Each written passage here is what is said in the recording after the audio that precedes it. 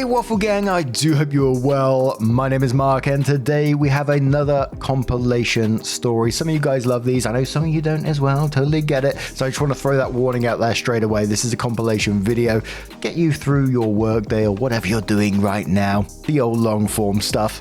With that being said, if you do enjoy it, don't forget to hit that like, subscribe maybe, and that notification bell too, and let's crack on with it. Much love guys.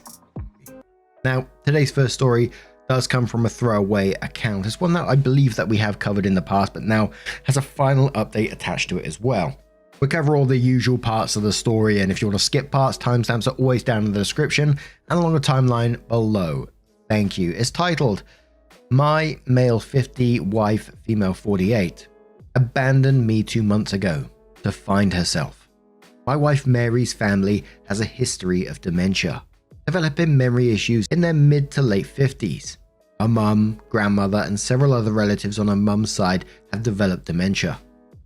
Her mum lived with us for 4 years until earlier this year. Father is dead. Our kids are independent and out of the house. Oldest is in her last semester of college and the younger enlisted. The last 4 years were tough on us. Our kids. Daughter moved for college but moved back for a bit during COVID. And our marriage. Living with someone with dementia is brutal. We talked a lot the last year about taking the remaining college funds, our regular savings, sell or rent the house. We were ready to downsize anyway. Quit our jobs and travel for a year or until the money runs out. We just had to wait for our mum to move into a home. I understand their anxiety about developing dementia, and I was burned out. We lived through COVID working remote, a wife working remote, a college and high school students taking remote classes, and a mother-in-law with dementia, and see how you hold up. Space finally opened up and we're able to move her mum into a care facility. I finally thought I had a chance to breathe. When we moved Mary's mum out, Mary's mental health took a huge downward spiral. I went from caring for her mum to caring for her. She felt guilty about putting her mum in a home and had lots of anxiety about developing dementia. Our plan was to start our traveling summer 2024. 2 months ago, I get home and she's left a note. My friend calls it Exhibit A. Basically, she was going on our trip without me. She'd quit her job, took most of the savings, and wasn't sure when she'd be back. Maybe a year, maybe sooner. She knew I'd understand. Her location is turned off and my calls go directly to voicemail. I text the kids a picture of the note. We have our own checking accounts for direct deposits of our paychecks, but we transfer most of it into a joint account to pay the household bills and savings. We both had access to main savings account. We have joint credit cards we use for household expenses. The 2 cars and mortgage are joint. We both have our own small savings account, our own retirement accounts, equally funded, and our own credit cards for gifts and fun things. I closed all joint cards and accounts. I waited for a month to see if she'd come back, hopefully before she spent our savings. After receiving only one text the first month, I went to a lawyer. She basically said there was very little to do right now, other than change the beneficiaries of my retirement accounts and life insurance. Yay, my wife gets nothing if I die alone while she's having our adventures. It was only a month and there was no way to serve her papers. My lawyer advised me to keep paying the mortgage and the cars. The cost of trying to get a judge to approve the sale of joint assets was more than making payments. I didn't want to ruin my credit by letting one of our cars get repossessed, but I can't sell it because she's on the title. I get random texts and she sporadically posts on Instagram. Of course, she has comments turned off. I want to block her so bad, but my lawyer advised me that it's better to maintain a communication channel that's not through our kids. Her last post was from Hawaii. She put in the comments how great a husband I was for letting her take this trip. I'm barely making it, paying 2 cars, a mortgage, household bills, insurance, hoping there are no emergencies because I have no savings, and she's enjoying our trip.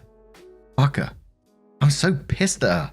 I helped her take care of her mum for 4 years, and her when she fell apart after her mum moved into a memory care home, and she returns the favor by abandoning me. I'll never get to take this trip and have to put off retirement.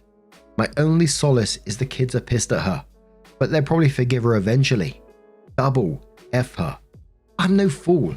She's hooking up with guys. She looks good. She has zero problem getting men. I texted her and asked if she was sleeping around. A week later, she responded that she wasn't. Sure, with an eye roll emoji. So I'm drinking alone on a Friday night and she's somewhere probably on a beach enjoying life. Triple F her. Edit 2. My lawyer has given me a bunch of advice and options. It was just way more than I could possibly include in this post. I could definitely push the issue harder, and I might need to at some point, but all of that work is very expensive. Finding her, serving her, getting a judge to sign off. That's not cheap. I'm following up soon, and I plan on talking about the savings and my finances. Until I paid all the bills and realized how little was left did it hit me that I had to worry about money. And my first initial thoughts after reading this is, what are the daughters thinking? What's the rest of the family thinking? You know, your immediate family seeing this situation going down. Do they know all the full details about this? And is she really just expecting to go away and then come back and everything's fine after she's basically used all your savings? But Opie did give some additional bits of information, so on the situation and regarding the family knows. Opie says, everyone that matters knows. My daughter has been talking to her aunt, my wife's youngest sister, a lot. I was worried about my daughter, but it was tough to be there for her at the beginning. Fortunately, she's always had a good relationship with all of her aunts and uncles. This helped her to talk to people that really know her mother. My sister-in-law told her aunts and uncles and her brother. She invited us to Thanksgiving. There'll be tons of family from my wife's side, and they always take and post tons of pictures. My family and our shared friends know. I don't care about anyone else. King of Leprechauns says to OP saying, thanking you for letting her take this trip is basically her saying, when I get through living the single life, I'll be coming back to the comfort and security of married life. When she returns, I'd say, welcome home, here are your walk-in papers. OP says she 100% is under the delusion that she's coming back to a marriage. She's had a few conversations with our daughter and she's convinced I'll understand and forgive her. Naive Subject 65 says, tell your daughter to pass along the message that you're filing for divorce for abandonment and see if this gets you some traction. I don't generally like the idea of going through kids, but they need to have your back on this. Maybe even tell her to cut her off as well if she keeps doing this to you and the family. Maybe even start posting about how she's living a good life and letting your friends and family know what kind of pickle this has put you in. Everyone probably assumes you're on board if you're not purposely driving the true narrative. OP responds saying she only hears what she wants. I asked her to send me an address to serve her papers. She only told me that she'll work it out when she comes home. The fuck we will. My daughter tells her all the pain she's causing, but she just says she only has 5 to 10 years left until she gets dementia. It's impossible to know if she'd even developed dementia, but shouldn't she be spending this time with her family? And Naive Subject replies that saying, yeah, you think she would. I still think that controlling the narrative online is necessary. There will be fallout resulting from the divorce. If you don't get out in front of this, informing people she actually knows, other than strangers on Reddit, she'll make herself to look like she's a victim of a deranged and bitter husband. I think you'll get the most mileage by applying pressure through friends and family in the court. I know court is expensive, but you're going to pay one way or the other. You might as well take the hit now. Also, I'd bet a private investigator with good internet sleuthing skills could help you find her much faster than you think. She's been leaving a digital footprint since she's still posting and using her phone. It's amazing what you can find out about a person if you know how to look for the information. And I don't know if it's right or wrong, especially legally, but getting your side out there publicly to your social media, I think that might be the right thing to do as well. Like we've seen in many other stories about how a narrative gets pushed a certain way if you don't speak up. I don't usually agree with posting all your stuff on Facebook or whatever socials you use. But in this particular situation, when she's posting pictures of herself in Hawaii and, thank my husband for all this, for supporting me in this, when you're absolutely not. It's just that chance that it could backfire further down the line if you don't say something on it now, I guess. Again, I don't know if that's wise legally or not, but it certainly popped into my head. But the first update comes 2 weeks later and says, an update from my original post. I'm feeling much more positive now that the financial situation has become a little more manageable. Basically, I'm running up debt that will get paid off when I sell the house. Even with lawyer's fees, I have 6 to 8 more months before I have to worry about money, assuming there are no emergencies. My wife's friend gave me some good advice. Don't go from being a hero to a villain in your kids' eyes. How I talk and treat my wife will determine my future relationship with my kids. I don't give a damn about my wife, but I don't want to make her a sympathetic figure or drive them away from both of us. I followed up with a lawyer. Basically, she said we're going to have her pay back the savings she took through a reduction in her share of the assets. Any division of assets will include the savings she took. She'll also have to repay the money I spent maintaining the household while she was gone. There's plenty of equity in her share of the house, and her retirement plans to cover that. She said that our finances are so intertwined after nearly 25 years of marriage. My wife is going to get some share of the assets. Best case is she agrees to the terms of the divorce, and it's relatively cheap and quick. Otherwise, it gets complicated and expensive. She gave me a lot of options on how much I can expect to spend, so I decided to just mostly wait.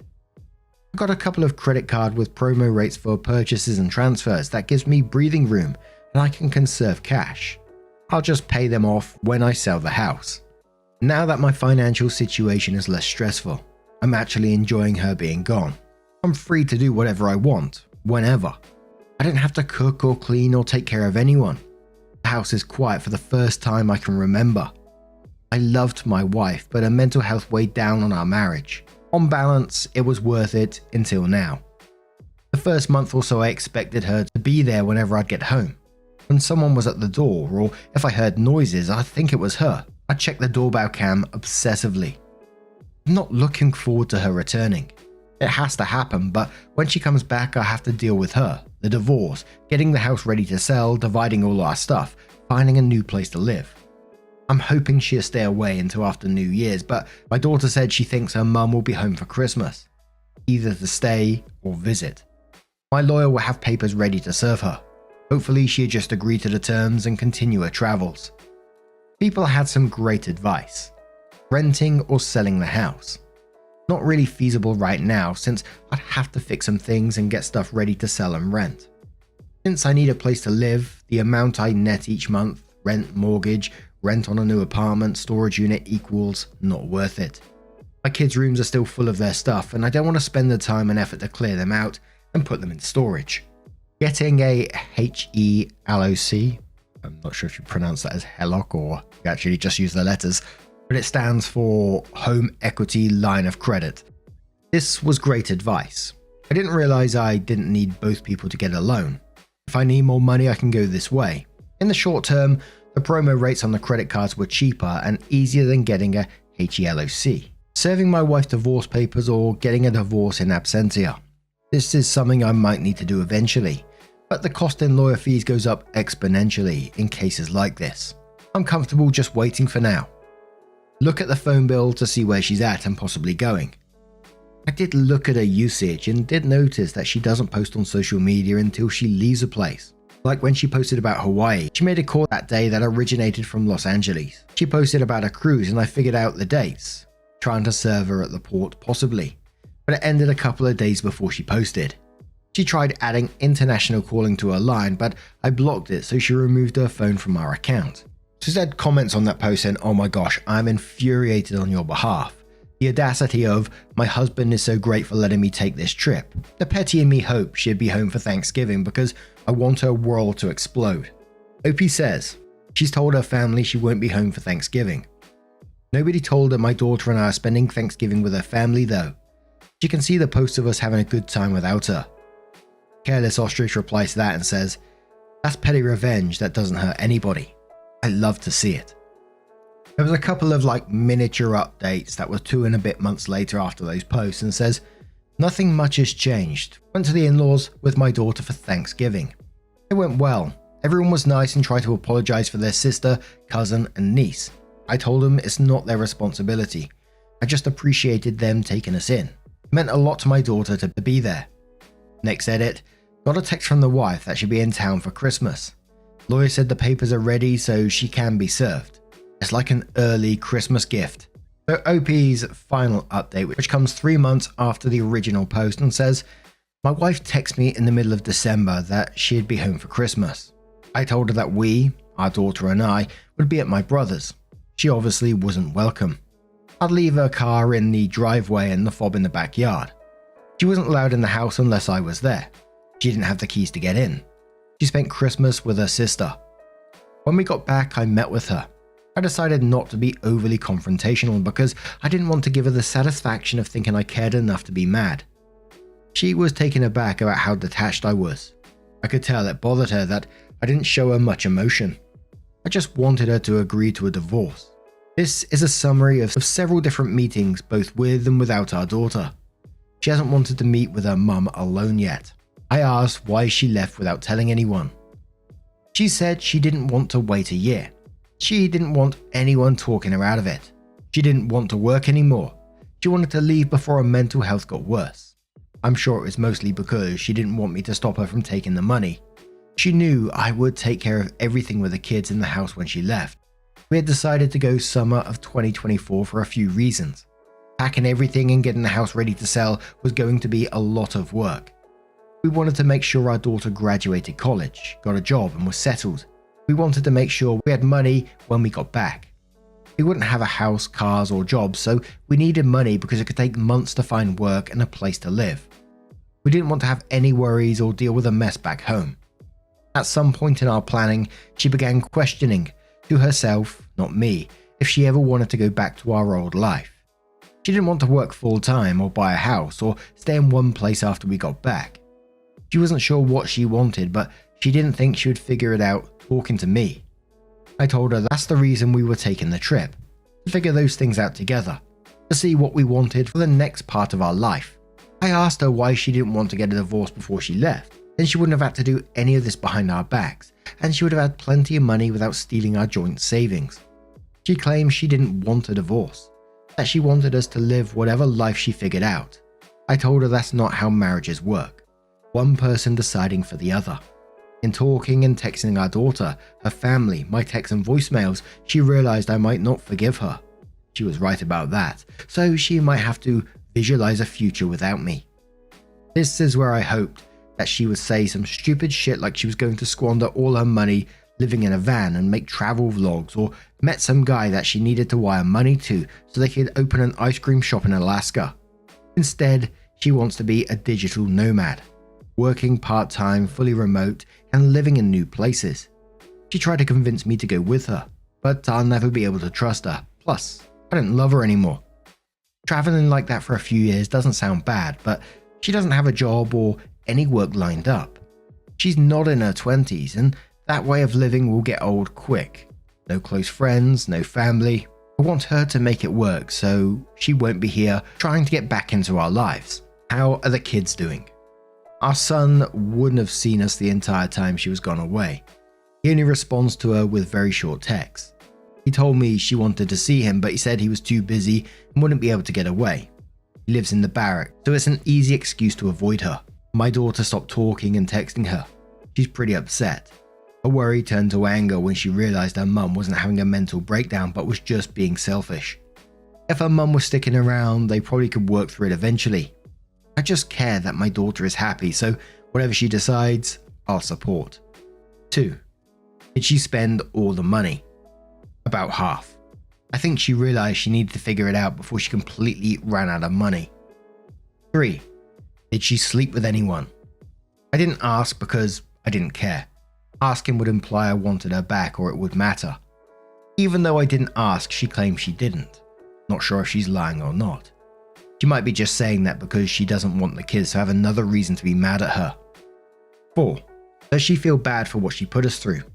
She claims she does, and she wishes she had handled it differently. She said getting away and figuring herself out was best for her. I told her she was just being selfish. When she first left, we were worried something would happen to her, and we would never see her again. She's always been self-centered. I told her she's taken the easy route and letting everyone else handle the difficult parts. If she gets sick, kids will take care of her, goes broke, live with family, abandon everyone, they'll forgive her. She thinks her siblings and our children will let her live with them like we let her mum live with us. I'm sure when she visualizes her future, she sees our kids there. They might not be, and definitely not in the same way they were before. Despite how it might sound, I'm actually really happy with how it all turned out. Our divorce is far from final, but we've agreed on the big things. We'll sell the house, how to split the retirement and profit from the house, how to pay back the money she took, and what I spent maintaining the household. I got most of what I wanted from the settlement, and she'll soon be, mostly, out of my life. I won't have to pay alimony, and because she's choosing to make significantly less money than she was, I won't be forced to support her.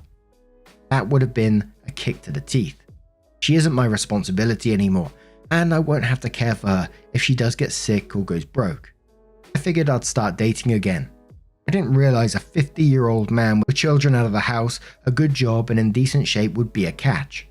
I'm not fighting women off with a stick, but I've had a lot more interest than I expected. It's been kind of nice meeting new women. I've worked out the numbers and I'll be doing pretty well after everything is settled, and I only have to support myself. Not where I wanted to be. 50, getting divorced, and using Reddit as free therapy sessions. But I'm happier now than I've been in a while. I'm even planning a little vacation of my own. P.S. Thank you to everyone that has responded and reached out. It meant a lot. So a commenter said, Detective Sudden 281 says, I predict she'll be back when she starts having health problems or runs out of money. It only took her a year to burn through half of your life savings. She'll burn through whatever she gets from the divorce before 5 years are out. I know some actual digital nomads. All of them are highly skilled in some sought after tech field, are famous media personalities, or are sex workers.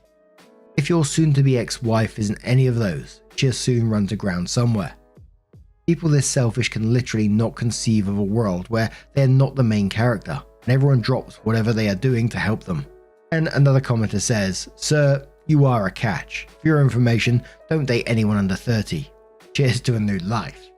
Hope you respond saying, I just recently got everyone out of the house. I'm not dating anyone that has young kids or wants kids. Not that it would matter if they did. I took care of that a while back. And although it's just like an incredibly sad situation for OP to have gone through all of that, just the mental load that must have had constantly thinking about how to deal with this situation, the legal stuff, the house, the money, what your future looks like. It must be just absolutely draining, and for your children as well. I hope they receive some help for what they're going through at the same time. And I'm glad that, OP's believing in themselves, and it sounds like they're going to have, a pretty positive future. Obviously, it's going to take some time as always with these things, but, fair play to them. And there was people questioning about the wife's mental state in this, was it just selfish, narcissistic behavior, or was there something more mentally going on? I'm not saying dementia, obviously, but because it wasn't rational behavior. But what do you guys make of this situation? Let us know your thoughts down in the comments below. And our next story comes from DorkVader23 and says, bride made a profit on the bachelorette trip. Sister-in-law drama. And OP's title straight away. I'm not gonna lie, got me a little bit excited. It said so much tea. I'm glad I can spill to my Reddit community because I can't gossip about it to my family. So, about 6 months ago, the bride planned a destination bachelorette trip and charged each of the 11 girls $650 for the Airbnb. I was salty about the high cost, but it's my sister-in-law, so I sucked it up and paid her. I was also suspicious about the high as fuck price, so I did cross-check the Airbnb listing and checked it out. Yes, this bee wanted a $2,300 a night beachfront house.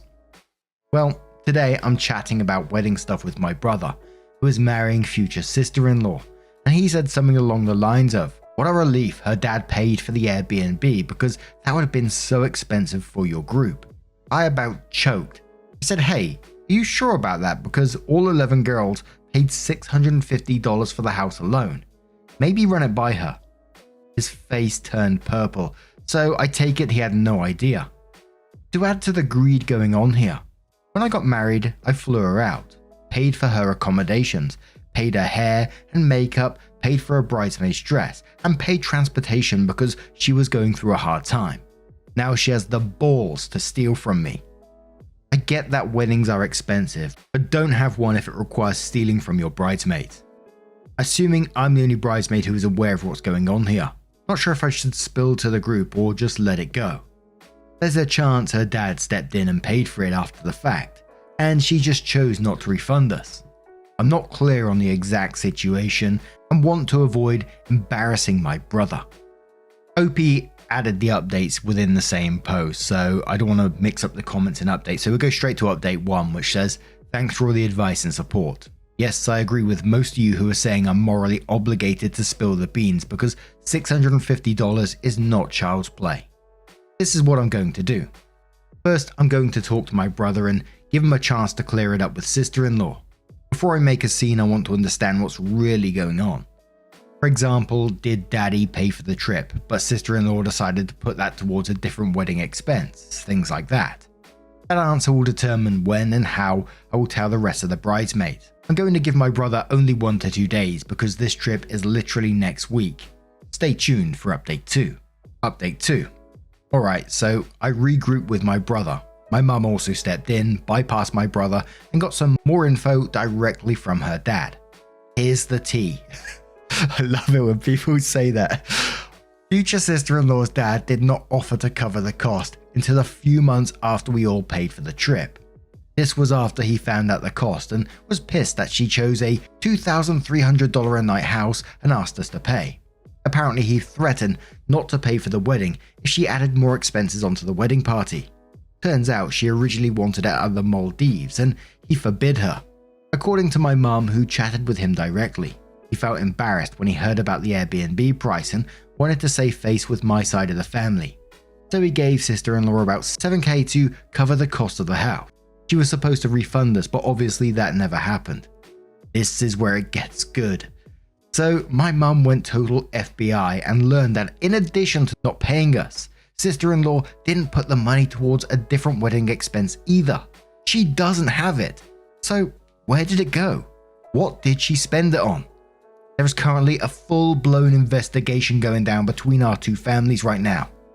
I've been asked by my mum not to alert the bridesmaids just yet until we get the last bits of info and come to a resolution with both sister-in-law and her dad. I will tell them ASAP one way or another. I'll come back tomorrow with another update. Wow, crazy. Update 3. The plot thickens. OP's introductions, man. So as this drama is all unfolding, the maid of honor, who doesn't know what's going on yet, is continuing her duties. We all get a 4-paragraph text from her outlining the dress code for each night of the bachelorette, per the bride's orders. Keep in mind the bride is asking us all to go out and buy new outfits for each night of the trip, and the themes are wild. Animal print Thursday, faux fur Friday, sparkle dress Saturday, and Barbie brunch Sunday. As if we're all going to go out and buy that shit 1 week before the trip. Or at all. Thankfully, the bridesmaids seem to be waking up to the BS. Several of them wrote back saying they won't be able to pull together those outfits in time. And one flat out said it's just not going to happen.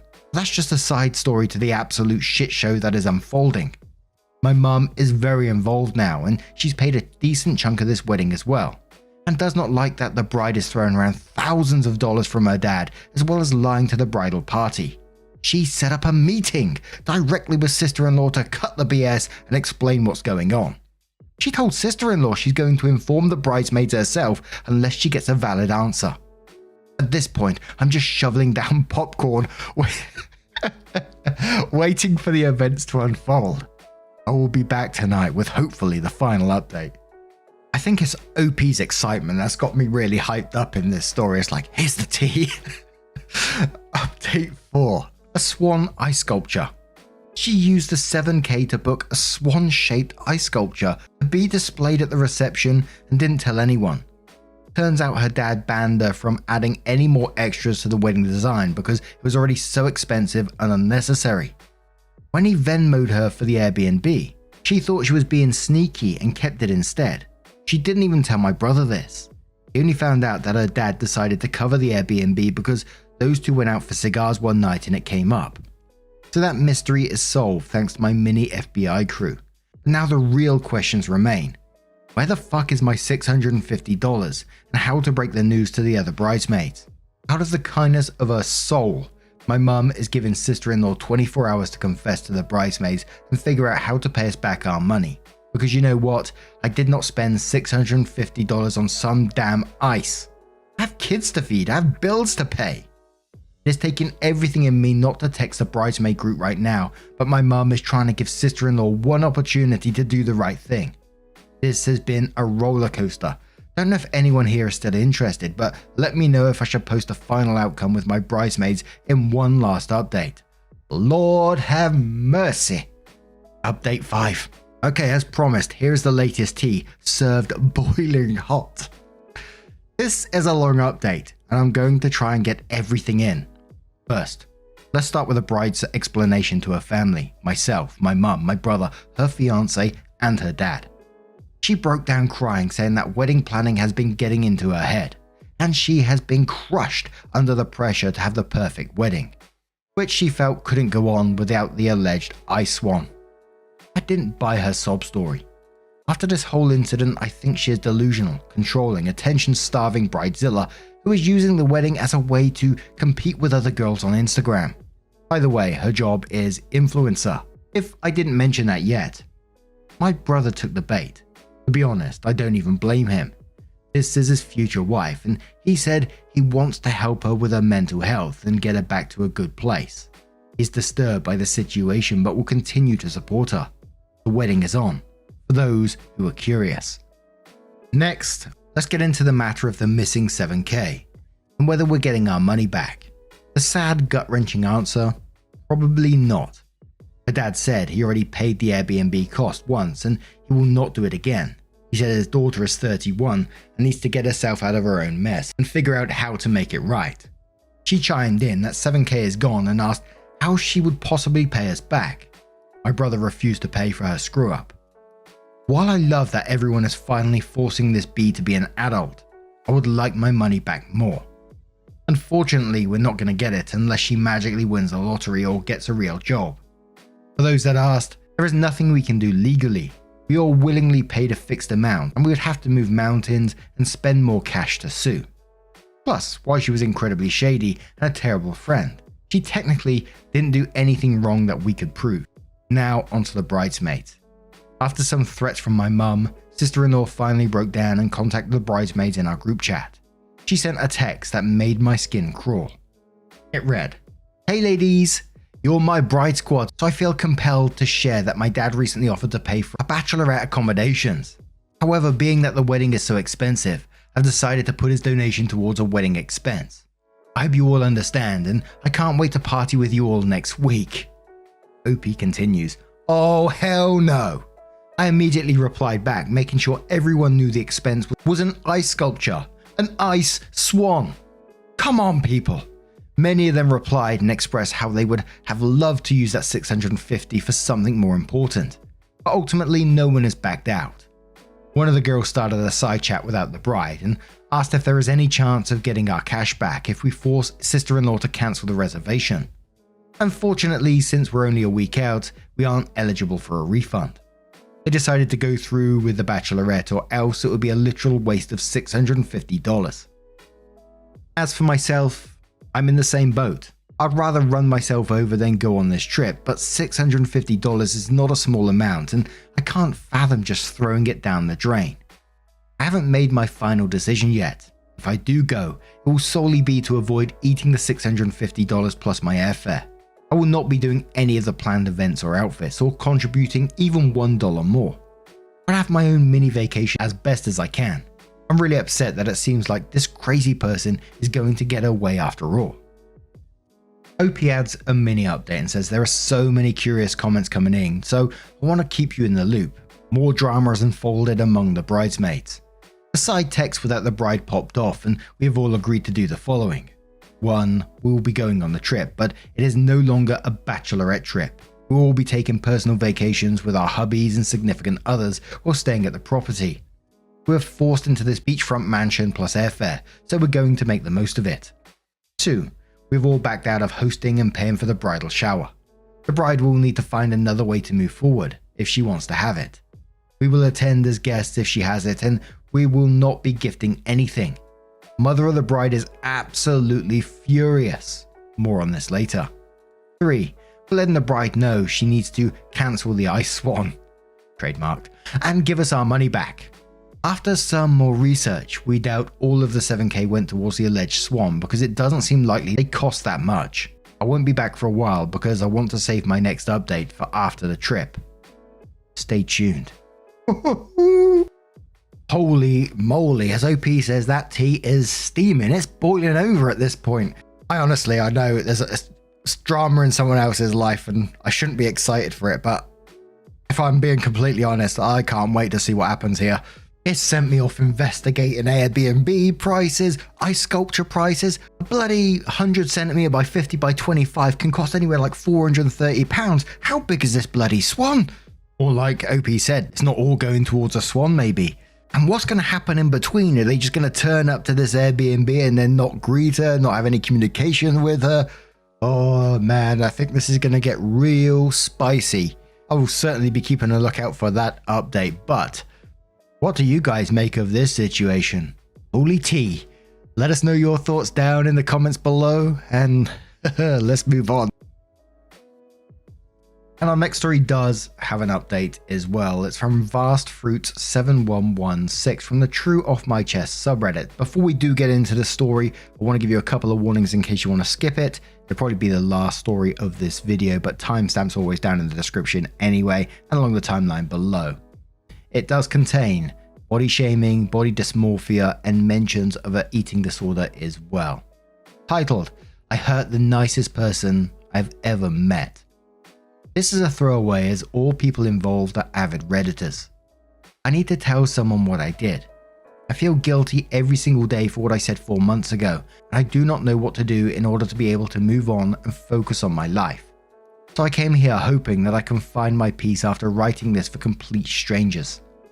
I, 30 male, have a friend since childhood. Clark, 26 male. Clark married July, 24 female, 2 years ago. This summer, Clark and July invited some of their friends, including me, to their new house in the mountains. They have a pool, a jacuzzi, and a room for games in which there are some arcade games. We spent there 1 week and it was amazing. In the first day, I was talking to Clark and I told him I wish I were confident enough to go swimming. I was obese for my entire life, but in the last year I managed to lose over 60 kilograms. I went every day to the gym and I kept a strict diet and it was worth it. However, now I have a lot of loose skin, all around my belly. I told all of these to Clark and Julie overheard us. She was very nice and said that my loose skin is the result of a very impressive journey, so I should not feel ashamed of it. She encouraged me to go swimming if I wanted to and assured me that nobody is perfect. She even joked that her stretch marks are more visible than my loose skin. The next day in the morning, Julie was the only one at the pool. She has extremely light skin and she only stays in the sun during early morning hours and late afternoon hours. I wanted to go swimming, but I was reluctant to do this while she was there. She was again very supportive and even said she can go back inside if I wanted to be alone. I appreciated this, but it did not seem fair, so I just sat on the edge of the pool and talked to her. It was the first time I've ever been alone with her and I realized she must be one of the nicest people I know.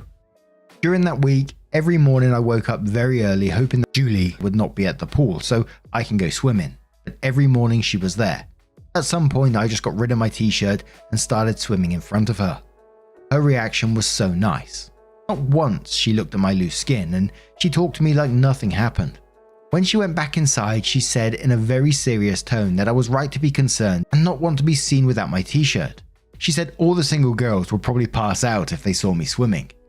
I laughed and thanked her for her support and kindness. During the last day, I was talking to Julie and thanked her again. She said she felt concerned and anxious about her body for many years, but Clark helped her, and now she feels more confident than ever. I looked at her and just saw all her flaws. She was overweight, pale like a vampire, and not a single feature was beautiful or appealing. She looked so common, like a background character in a very underwhelming movie. In that moment, my big, stupid mouth just said to her what my brain thought, without any filter. I figured that if you're confident enough to wear a swimsuit, I should also feel confident. I mean, you did not even go to the gym, and you're not on any diet, but you're having fun no matter what people think about you.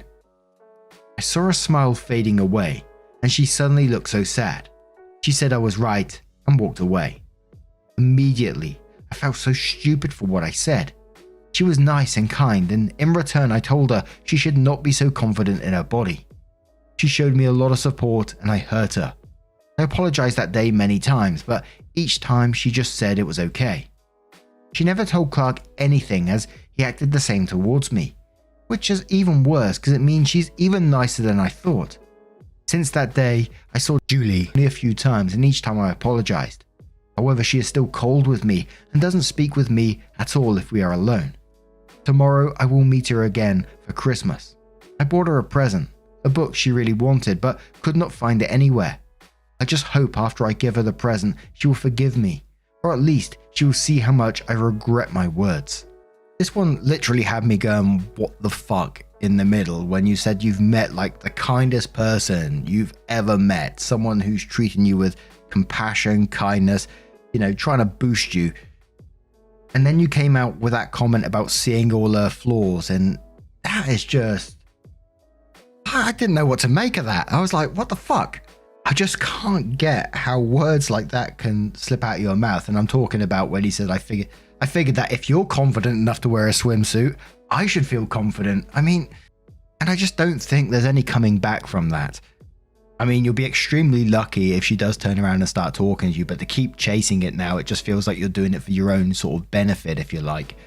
But OP did update the post. A lot of comments said pretty much the same thing here.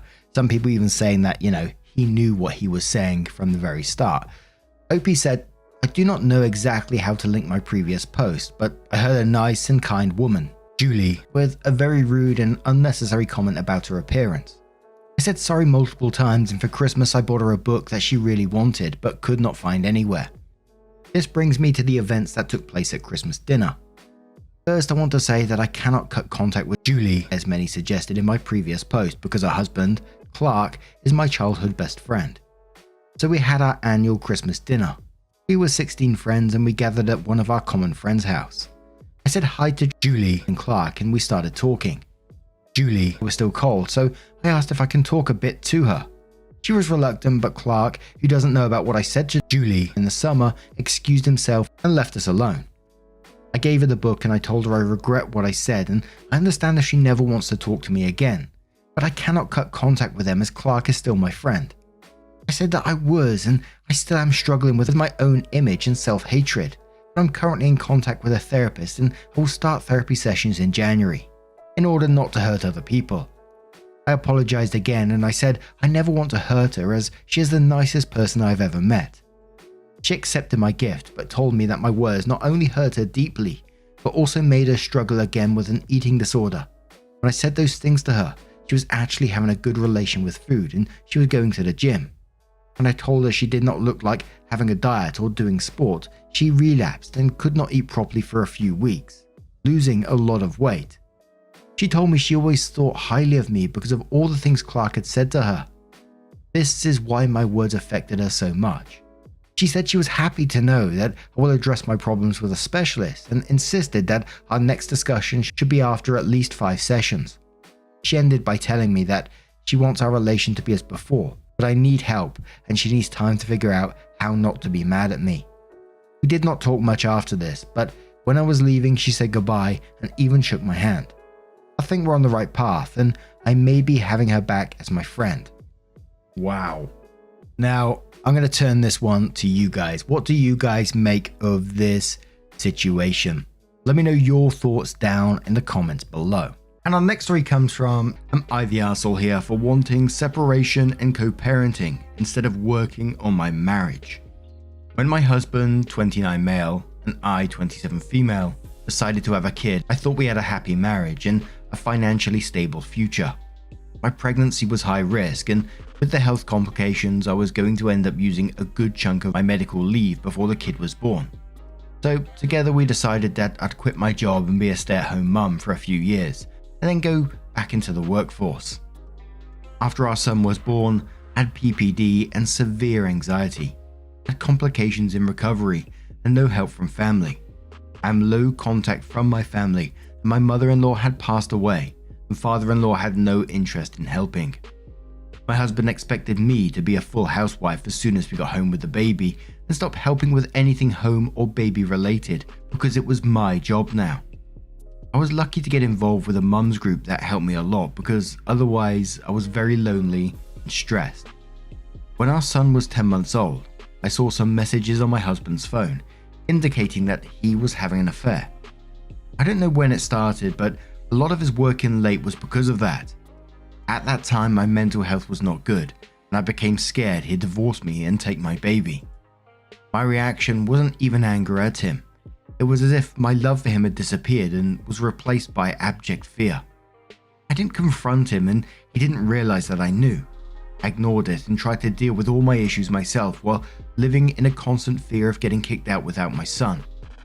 I know that wasn't a reasonable assumption, and I have rights, but I can't explain why my head was stuck in that mode back then. I moved into my son's room, separated myself from my husband, but kept being a good stay-at-home mum. The sad thing is that he didn't even realize that I wasn't living in our room anymore. He got home-cooked meals, a clean house, and got to play with our son whenever he was home. He didn't care about me at all. When our son was 2, I got a job and needed to put him in daycare. My husband was opposed to that because he liked how things were and wasn't willing to pay for it. I went ahead with getting employed, and the majority of my paycheck goes to pay for the daycare. The rest is my car payment and a very little bit for savings. Over the last few weeks, my husband has been home more and acting depressed, and I found out that his affair partner has dumped him. Now he's acting like the past 3 years were normal and wants intimacy and regular relations with me. I told him that our relationship was over when he stepped out of his marriage and he can go and start a different affair if the first one didn't pan out. He got angry about that and accused me of being a cold-hearted gold digger. He put me through agony and hell, and I am here because I love my son and want to be with him every day. Not 50% of custody, so I am dealing. But he believes he's the wrong party here. I've become accustomed to the situation, and I'm okay with us living separately like roommates and raising our son. I don't care who he dates or loves or fucks. If things change down the line when my son is going to school and is less dependent on me, or if I fall in love with someone, then yeah, I'd file for divorce. If he wants a divorce, that's okay too. I've consulted with a divorce lawyer already, and I know I'll get half of the equity in our house, half of his 401k, and either child support or shared expenses into our son's needs. Living in this house with our son is more convenient for me right now. He's arguing that because I didn't say anything when I found out about the affair, I have no right to bring it up now that it is over. My parents agree with him and say that since I chose to ignore the affair, it has no bearing on our relationship now. My husband wants to go into marriage counseling, but I don't see a point to that. The only 2 options acceptable to me are the status quo as is now or divorce. Does that make me an arsehole? Now, we do have an update and some comments in a moment, but yeah, immediately I think the obvious thing that I'm going to say is divorce this guy, and your parents backing him up as well. Yeah, I wouldn't want much to do with them. Them telling their daughter that they should stay with a man who cheated on them. What the fuck is that logic? And I can totally understand OP wanting what's best for their child, but and it's like always, it's very easy for me to say outside the situation, questioning, is that really best for your child? Because if you was to stay in this house where you're not having a relationship, you don't really like this guy, he's treating you like absolute shit, these are the things that you want your child to see. Of course, 50% custody is going to be difficult as well, but he's treated you like crap and you simply don't deserve that. And your child will pick up on these little things that do happen in your house. We've seen it time and time again in these stories. And you simply deserve so much better. But Glittering Job 7996 says, not the arsehole. Please divorce him. Him and your parents are arseholes. I can't believe your parent would want you to stay with someone who cheated. Opie says, I am low contact with my parents because they are like this. I reached out to them and I know they are not right, but it's hard to ignore doubts. Would I be morally wrong if I stick around for another few years so I have 100% custody and also comfortable living while my baby is so little? He's saying that me not confronting him about this affair and wanting to be a co-parent, not a wife, makes me a gold digger. Pretty Lucia replies that saying your strength and focus on your child's well-being are commendable. You endured challenges and betrayal, and your decision to maintain the status quo or pursue divorce is entirely justified. Your resilience doesn't make you an arsehole, it makes you a dedicated parent. Real difficulty says please divorce that man, he's the arsehole. OP says, I've looked into it, but it's such a messy process and I don't even have enough time to sleep. On top of that, the complication of finding another place to live. It doesn't benefit me, I think, to do that right now. But if he does all the work, then I'll just sign the paperwork, with my lawyer of course. But starting it all myself feels daunting. Illustrator Slow replies to OP saying you can't safely be roommates with someone who is angry with you. He's going to start bullying you back into the box he created for you before you know it. And this is not what your child should be learning about relationships. You fought so hard to get back to work and get your own money in your pocket to improve your self-image. Don't throw all that hard work away now. You will chip away at it very, very easily.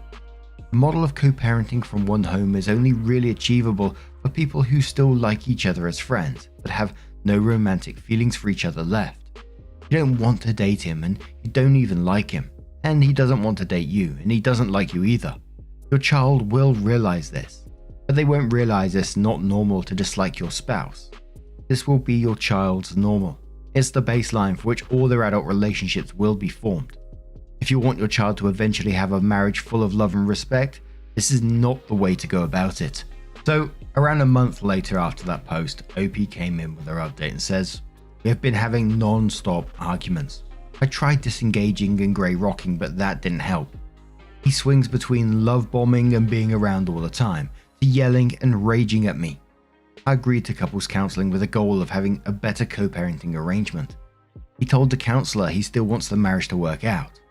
We had some proper organised discussions, so that was useful. We were both asked to lay out our resentments. Mine was the years-long affair, obviously. I don't think anything beyond that needs to be said, but of course there's the neglect, the lack of help, the absence from home, and that I have to pay for our son's daycare without any contribution from him. His list of resentments were a doozy. He says that I ruined his experience of becoming a father because I was difficult and neurotic. My painful pregnancy and medical complications were unnecessary drama to him. When we agreed that I'd be a stay-at-home mum till our son started school, he was envisioning a picture of a perfect home with a beautiful wife and a child who catered to him. He's upset the reality was nothing like that and is convinced that I tricked him. He's a selfish idiot, but he was also encouraged and enabled by people around him who talked this up, including my parents. I've always known that my parents didn't love me much, but I've come to realize that they resent me and look down on me. The first year of our son's life, he was a bit sickly, creamy and had acid reflux, so was clingy to me. He resents me for that too. Now that son's a healthy toddler that can run around and throw ball, he's more interested in engaging with him. The whole thing was a pretty painful exercise for me. I restarted my own individual therapy. I had made myself numb to his actions. I grew up that way thanks to my neglectful parents. I was ignoring issues to focus on my son, but my husband did a good job of opening up all the scabs. I learned a lot more than I wanted to about his affair partner too. Now that I am physically recovered, lost a lot of weight, ironically from stress, and look well put together, I am good enough to be his partner again. Anyway, I filed for divorce. I think it'll take a year and then some for it to go through. I'll stay here and not move out till we sell the house and divide assets. Gwen asks OP a question after that, says good job, and my nosy ass is so curious what your couples counsellor said to all of his BS. OP says our counsellor tries to put everything as a question instead of making statements. At one point, he asked him why he thinks my mother, who only saw me twice throughout my pregnancy, has a better understanding of my medical needs than the OBGYN who was treating me. He kept arguing that I was exaggerating the doctor's concern, even though I had the printed notes of the diagnosis and doctor recommendations. My mother has a long history of avoiding doing anything for me by being dismissive, so things affecting me are never important enough or problematic enough to involve any work from her. My husband knows she's like this, but still ran with it. See, even your mother thinks you are making things up. And a final comment with response from Tiamat Fire and Ice, who says, "Wow, how dare you have a difficult pregnancy despite your poor husband? The man is crazy. That's the worst case of narcissistic main character syndrome I think I've ever read about. People don't get sick because of him, they just get sick. And he thinks you caused the baby to get sick too. He's really imbuing godlike powers into you, isn't he? I rarely say this, but you definitely should divorce him. His egg is cracked. I'm only sorry he has to be around your son because I don't think he's going to be a good influence. It's good that you started therapy for yourself, individually, because you deserve to have a loving husband down the road, but I'm concerned about how you choose men. I mean, your current husband is so out there that I don't get how you didn't see him coming from a mile away. Sometimes people pick spouses who are like their parents, even if that parent was abusive in some way. I hope you get to a place where you find a good guy because you deserve it. By the way, what did your couple's therapist say about your husband's list of grievances? I hope you took him to task for the selfish load of garbage it is." OP responds and first quotes the last comment and says, "And he thinks you caused the baby to get sick too," and then says, "No. It was more like he thought the baby wanting to be with me, not reaching out for him, was something I was training him to do. I followed certain method to hold our son right after feedings to minimize discomfort from his GERD symptoms, and his dad just wouldn't get the hang of it. But obviously the baby wants to be the one giving him comfort versus the dad who wanted to bounce him and worsen his gastro pains. But my husband was determined to find fault, so that has to be my fault, not the lack of care from him." And quotes the comment again and says, "Me, your current husband is so out there, I don't get how you didn't see him coming from a mile away." And then says, "That's something I don't understand myself. We were pretty happy together before I got pregnant. He was a helpful, loving husband, very excited about becoming a father." And I really hope that the divorce moves as quickly as possible for OP and they get themselves out of that place, their own place with their child, stick to therapy, and lean on positive support systems that are around them like therapy, not their fucking parents. You know, the comment questioning about how she didn't see him coming, you can sort of get a gist of why when you've grown up with parents like that who's telling you, you should stay with a guy who's cheating on you, your view on relationships has to be distorted. And those parents need to be not just low contact, but completely removed from her life. They are toxic individuals. Imagine telling your child to stay with someone who is cheating on them. Absolute arseholes. But now I'm going to turn this one to you guys. What do you guys make of this situation? I really do wish you all the best, OP, if you do hear this. And let's crack on with another story. And our next story does come with an update as well from Suspicious Exam 3842 from the Am I the Arsehole Here subreddit and says, "Am I the arsehole for telling my husband to choose his PlayStation over our marriage? I, 34 female, have been with my husband, 41 male, for 15 years. I'm married for 11 of those years. We have a 7-year-old together. We have sex maybe once a year since our daughter was born. I'm always the one that has to initiate any type of intimacy. When we do, it's hard to get him to stay up and there's a lot of work on my end.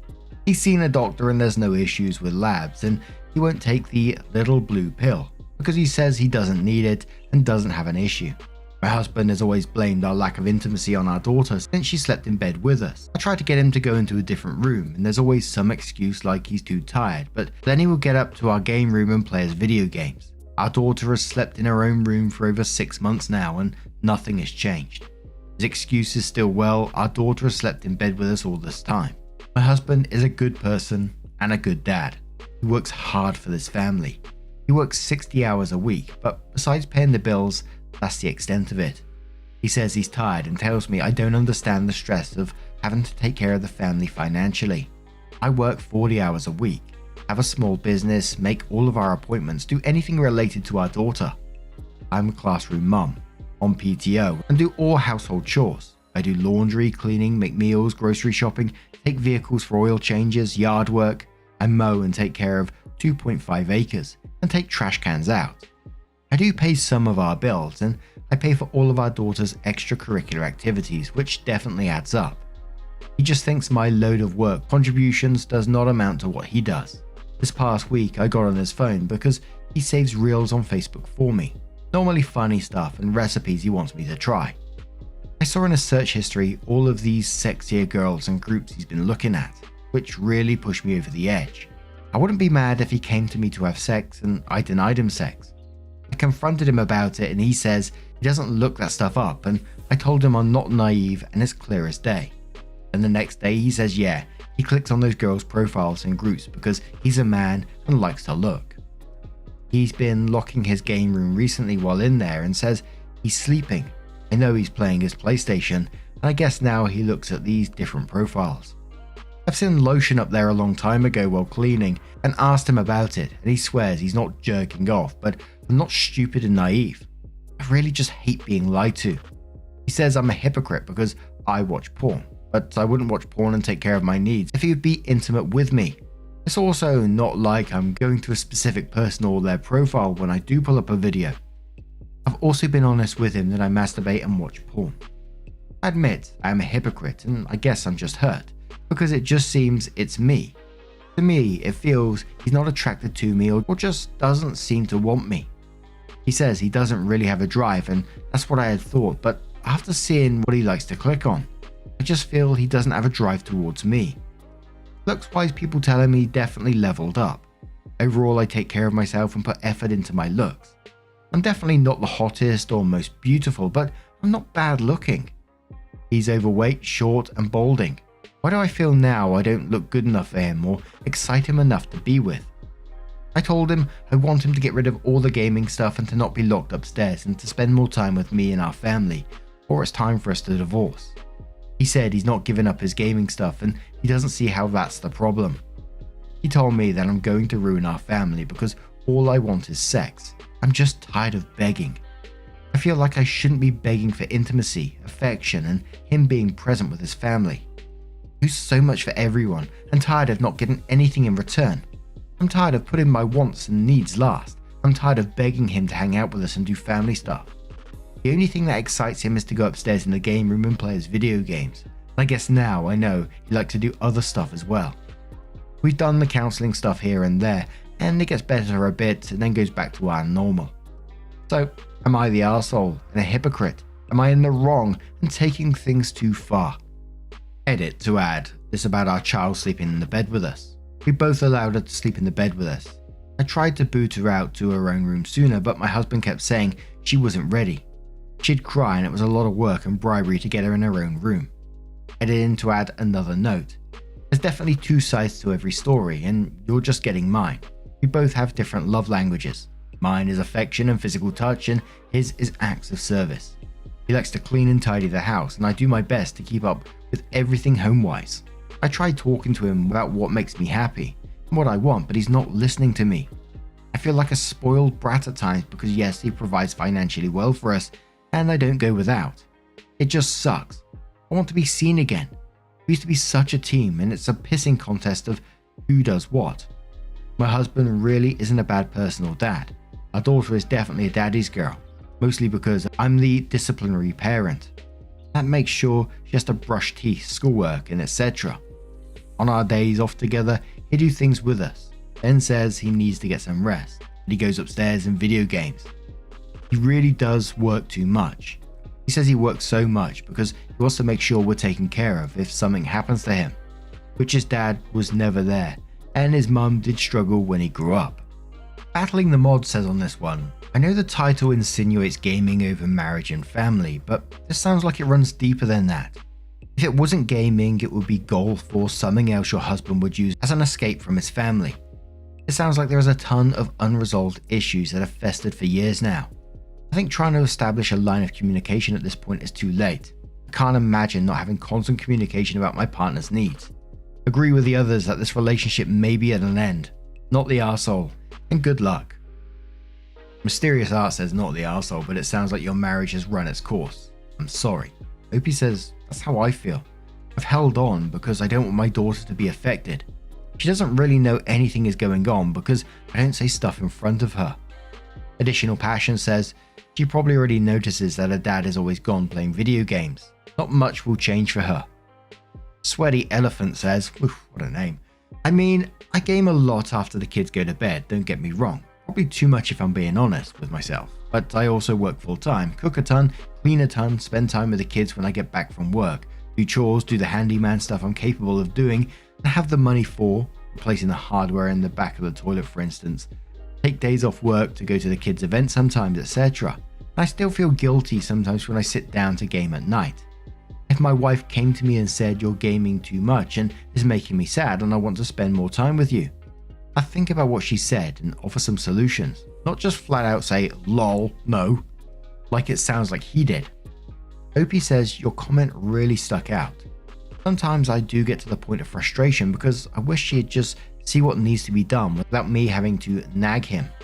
Every year I ask if he can put Christmas lights up and he doesn't do it until I finally snap at him. Christmas lights make me and our daughter happy and he knows it, so why do I need to ask him to do it every single year? My birthday is around Christmas and he doesn't do anything thoughtful.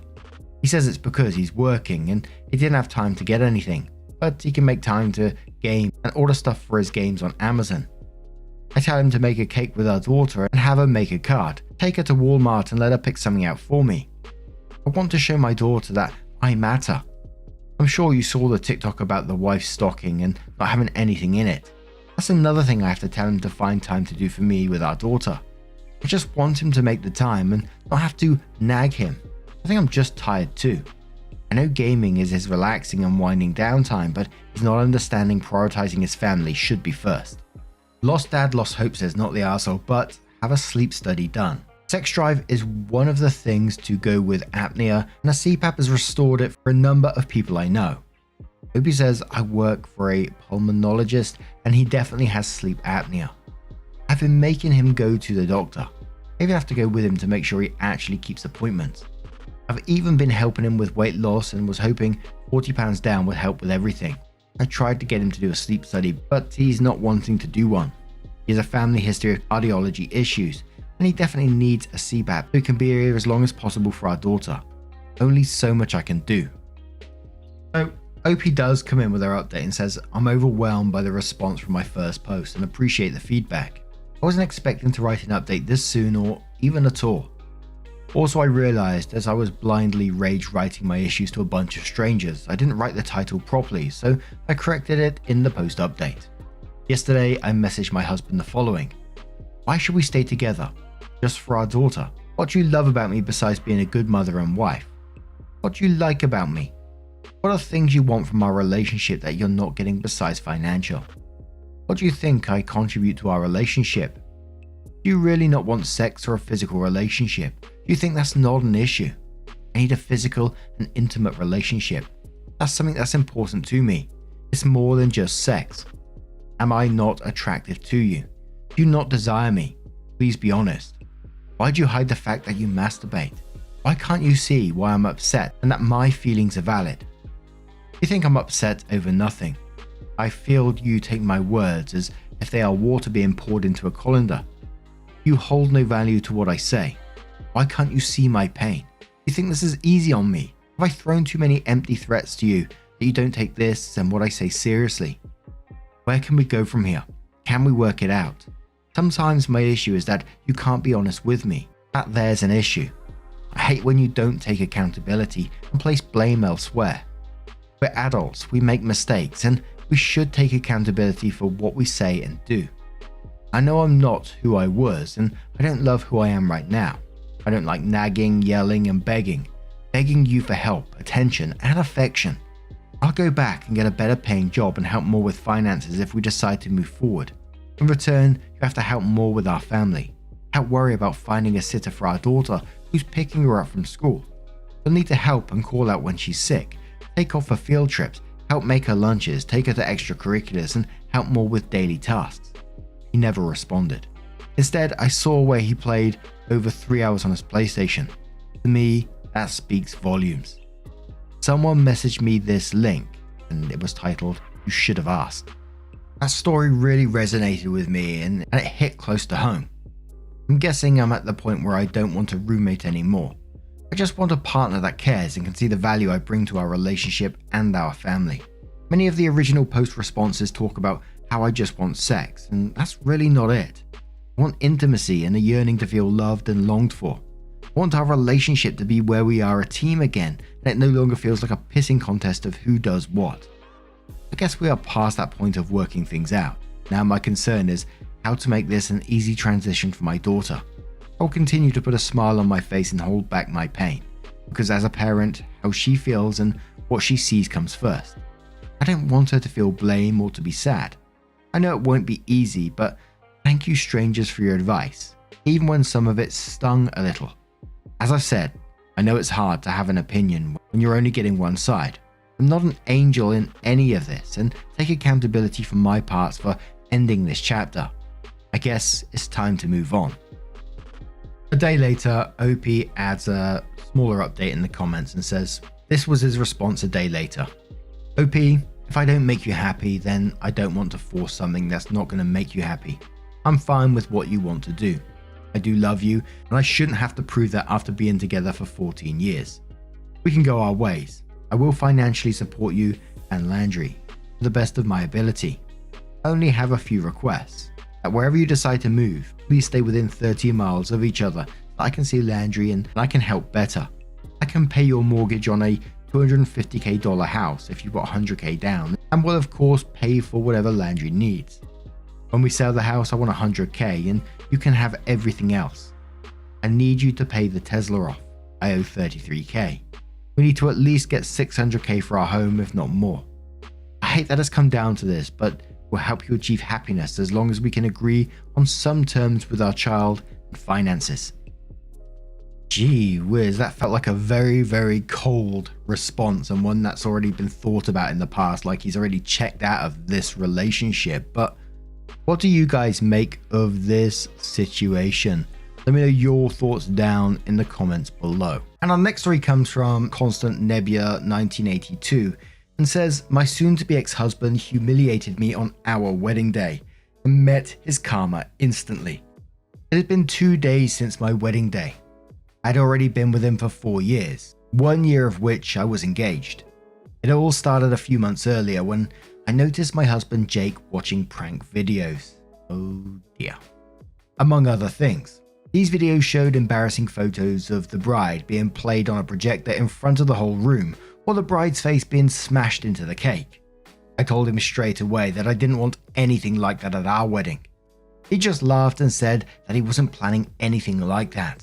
I thought that was the end of it, but I kept catching him making strange arrangements with his friends. He suddenly wanted to choose the wedding photographer and the cake. I thought nothing of it and was just glad that he was helping me with the wedding preparations. Nevertheless, I reminded him the day before that if he did something like that, I would break up with him immediately. When the day of the wedding came, everything went smoothly until the ceremony. Until the moment came when the cake was about to be cut. The whole room watched as I made the first cut and the photographer stood in front of us with camera in hand. Suddenly I felt a hand on the back of my head, pushing me face first into the cake. Not only my makeup, but the whole wedding dress was ruined and the whole room laughed. My husband, the loudest. At that moment, the photographer took the photo and Jake said that this was now our wedding photo. I turned around, slapped him in the face and ran out of the room in tears. Thank God, karma didn't take long to arrive, and it came in the form of his own brother. I ran to the toilet and started crying when I suddenly heard loud shouting from the hall. It was his brother Frank. I could barely understand what he was saying, and when I left the toilet, he was waiting for me. He told me that Jake had something to tell me. Jake was shaking and apologized without looking me in the eye. Frank told him to look me in the eye and apologize again. Even I was a bit scared of Frank at that moment, because I had always thought of him as a kind and gentle man. I'd never seen him angry before. Jake apologized again, and then Frank led us back into the hall, which was suddenly very quiet, and most of our families looked down at the floor a little embarrassed. The festivities were cut short, and I was taken home by Frank because I was too angry with my husband, and I didn't want to see him. During the ride, Frank apologized for blowing up like that. He explained that my husband was horrible, even back when he was a brother, and used every special occasion to humiliate Frank. When it was Frank's birthday, my husband would throw his cake at him and break his presents. But back then, their parents always brushed it off by saying that's just how brothers behaved. So he had to endure every humiliation. But when he saw my husband bury my face in the cake, he was fed up because he realized that my husband was just a bad person who got his satisfaction from humiliating others. I asked Frank if he thought it would be an exaggeration if I separated from my husband, and he said no, because according to him, I deserved better, and he didn't care how his brother felt about it because he had brought it on himself. And he told me that if I needed help collecting my things, he would help me and gave me his number. And I decided to separate from him and file for divorce and inform Jake and my family about it. Jake just told me not to do that because it was just a harmless prank. I was spammed by both his family and mine that it would be ridiculous to end our marriage over this, but I see it differently. If he does something like this to me despite multiple requests not to do it, even after promising he wouldn't do it, then I can't trust him. No matter what he promises me, I have to assume that the opposite can and will happen, and that he doesn't care how I feel about his decisions. This situation can be projected onto so many much worse situations where it'd be important for me to be able to trust him. His brother Frank seems to be the only one who supports me now, and I will go through with the divorce. Call me humorless, call me what you want, but I have given my reasons. I feel in some ways that this is a pretty simple one in that you told him time and time again that you told him that if you do this, the relationship is over, and he chose to do it. The biggest thing in a relationship is trust. He destroyed that by what he did. But Vegetable Cod says, OP, I'm sorry this has happened, but so proud of you. You warned him multiple times and he felt it was more important to get last than be a trustworthy partner. I don't know why people think humiliation is a prank. If you have to explain that it was a joke, it's not funny. Best of luck. Yes, let Frank know he's a good man and we appreciate him having your back. 101010 Tree says he lied and was disrespectful. Obviously not the things you want in a marriage. Divorcing him will now save you from dealing with more boundaries being broken and the heartache. You deserve better. Another commenter says you told him what the consequences would be. Now he gets to live with that choice. I don't think you have to divorce. If you don't file the marriage certificate within a certain amount of time, you aren't legally married. Just make sure he doesn't file it on your behalf.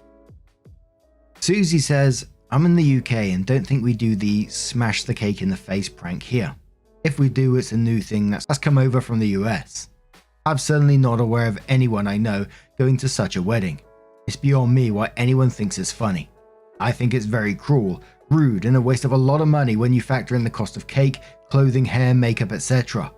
I'd divorce him too. Oh, I just had a little flashback of a video I saw online once of there's this couple that just got married, they're just cutting their cake at the front of everyone, you know, tables all around, everyone's watching, taking photos and stuff, and then this guy who's absolutely pissed up, drunk, comes up and he just like grabs a big chunk of the cake and starts trying to, I can't remember if he's trying to shove it in their face or chuck it at them, and the groom's just like, what the hell, and then floors him. It's like, it's a wild one. But OP did update their post and said, many of you asked for an update, so here it is. Read the original post if you haven't already done that. Many of you pointed out that I could get an annulment. Don't ask me why I didn't think of this earlier, but after you guys pointed it out, I planned on doing that. Haven't done it yet, but it will happen in the next few weeks. It will probably be much more easier than a divorce. With that being said, what happened now? So, a day after I wrote the original post, I went to Jake's apartment to get my stuff. I slept over at best friend's house in the meanwhile. Of course, I also took up Frank's offer to help me getting my stuff. When we arrived there, he pleaded with me that it was just a prank and he didn't mean to hurt me. The only thing I could think about is how he broke my trust before and how I couldn't trust him now if he told me he didn't mean to hurt me. When he saw Frank, his face turned red and he yelled at Frank and accused him of poisoning me against him. Don't worry, Jake, you did this yourself. He argued with Frank for a while and Frank confronted him with everything he did to him during his childhood. He told Frank to grow a pair and he should forget about what happened back then. Ironic when he's the one who never changed and is just as bad as before. He constantly tried to talk to me, but Frank stood in his way and talked over him. When we left, I saw how he angrily smashed the door. Apparently, he's now spreading lies to his family that Frank tried to steal me from him. Luckily, I was able to see who he really was before it was too late. What a coincidence that after this incident, my family spammed me with messages as well about how we should talk to a therapist instead of breaking up over this. They only stopped when I threatened them to cut them off too. I also didn't plan to share this with you, but so many people suggested it that I thought I could at least ask him. So after we got my stuff, I asked Frank out, but he rejected me, telling me that he's already dating someone else. I just wanted to tell you this so you can stop asking. But honestly, I'm also kind of glad this was his answer, because it means he didn't just help me because there was a malicious intent behind it, but more because he's simply a good person. Regardless, I told him about my post here, and Frank told me he read many of your comments. He said he liked your comments and that you made his day. I thought you might want to know this. This is probably the first and last update of this. I just want to get this behind me and look forward, but thank you for all your support. Edit. If you want to call my story fake because I asked Frank out, feel free. I just acted on what many of you asked me to do, and I thought to myself that asking him once doesn't hurt anyone, and maybe led to a much healthier relationship if he said yes. I'm not in the best state of mind and will now leave this account, so don't be surprised if I don't respond anymore. My story will stay here and hopefully raise awareness for many people who are in similar situations with toxic partners. No matter if they're male or female, I wish you all the best. And there was a lot of people questioning OP on asking Frank out so soon after what just happened, but what do you guys make of this situation? Let us know your thoughts down in the comments below. And let's move on to another story. And our next story comes from the entitled People subreddit with a bit of work related stuff going on from TG Marie 137 does come with an update as well and says customer demands my personal cell number and blames me for him losing his job. I work as a claims adjuster for auto accidents. A customer filed a claim after hours and I follow up with him first thing this morning. I have no info on the vehicle other than what he reported, and I inform him there is a possibility of it being a total loss. He immediately jumps down my throat and tells me he doesn't want his car to be a total loss, and he doesn't want me to have it moved to another location for an in-person inspection. I start to discuss an alternative with him when he starts cursing at me and berating me, constantly interrupting me, telling me just to pay the claim. If it were that easy of a job, I'd be paid less and my job would be a hell of a lot easier. I explain that per his insurance agreement, we have to inspect the vehicle before I can make a payment for his claim, and we need to see if it is going to be a total loss or repairable. He continues to be an ass, so I inform him that I will disconnect the call and try talking to him again when he has regained his composure. I hang up and go into a meeting, and he proceeds to call our customer service line over and over and over. He harassed a total of 4 women and refused to end the call until I accepted his call. I explained I was in a meeting and wouldn't be out for at least another 30 minutes or so. He continued to stay on the line with them for a few more minutes before hanging up and calling customer service again. I finally have a chance to call him back and I explain that we can try to work with his shop in having them submit photos so we can do a preliminary check to at least see if the car is a total loss or not. He tells me he sent me photos from the night before. I explained that there were no attachments to the emails he sent me and that we need very specific photos to have the most accurate review. He proceeds to tell me it's my job to call the shop and request them, which is what I told him at the start of the call anyway. He then demands my cell phone number. I explain that I don't have a work cell phone. He states he wants my cell phone number to be able to reach me over the weekend. I informed him I will not be providing that info to him. He demanded a few more times before stating he wanted to talk with my supervisor. I stated she was already informed of the situation and would be reaching out to him when she is able to. I'm not allowed to give out her contact info. He tells me that I need to have her call him immediately. I remind him that she is my supervisor and I cannot dictate her schedule. He proceeds to try and keep me on the phone until his demands are met. I inform him that I'm going to disconnect the call if there is nothing further to discuss, and he ends the call. I called the shop and they also gave me attitude, stating that I was keeping a good man from his job and that I shouldn't be wasting his time like this. I asked if they could email the photos to me just so that I can get it done, and they say they will. I have an uncommon last name, so I made sure to spell it out for them multiple times since it is part of my email address. 2 hours before I leave for the day, I still don't have the photos. I text the customer and let him know, and he told me that he would call them.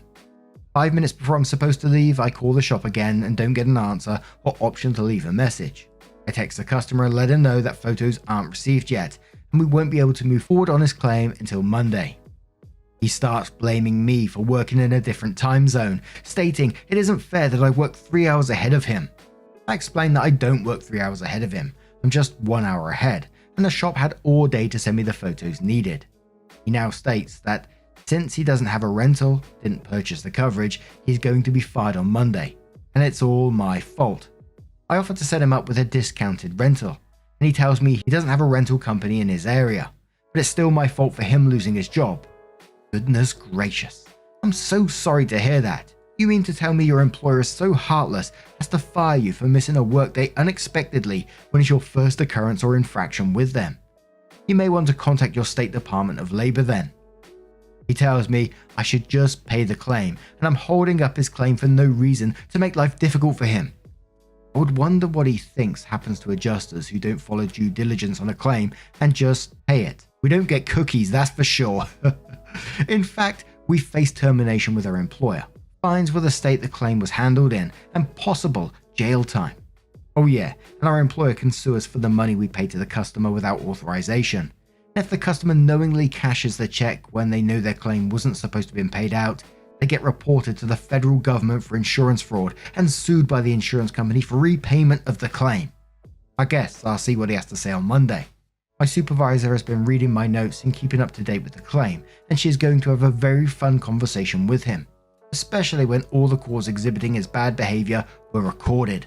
ETA, this is a single vehicle accident where the customer hit a large object in the road that he absolutely should have seen. I won't state the specifics in case he's a Redditor. He did not file a police report, and he wanted to send me photos from the scene of the accident, which took place at night, and became more irate when I stated I needed a VIN photo from the sticker inside his driver's side door. Update, not too much going on, which is unexpected. It's been radio silence from the customer, and I don't trust it. I'm expecting a full blow up. My supervisor called him and left a message yesterday, but he hasn't called her back either.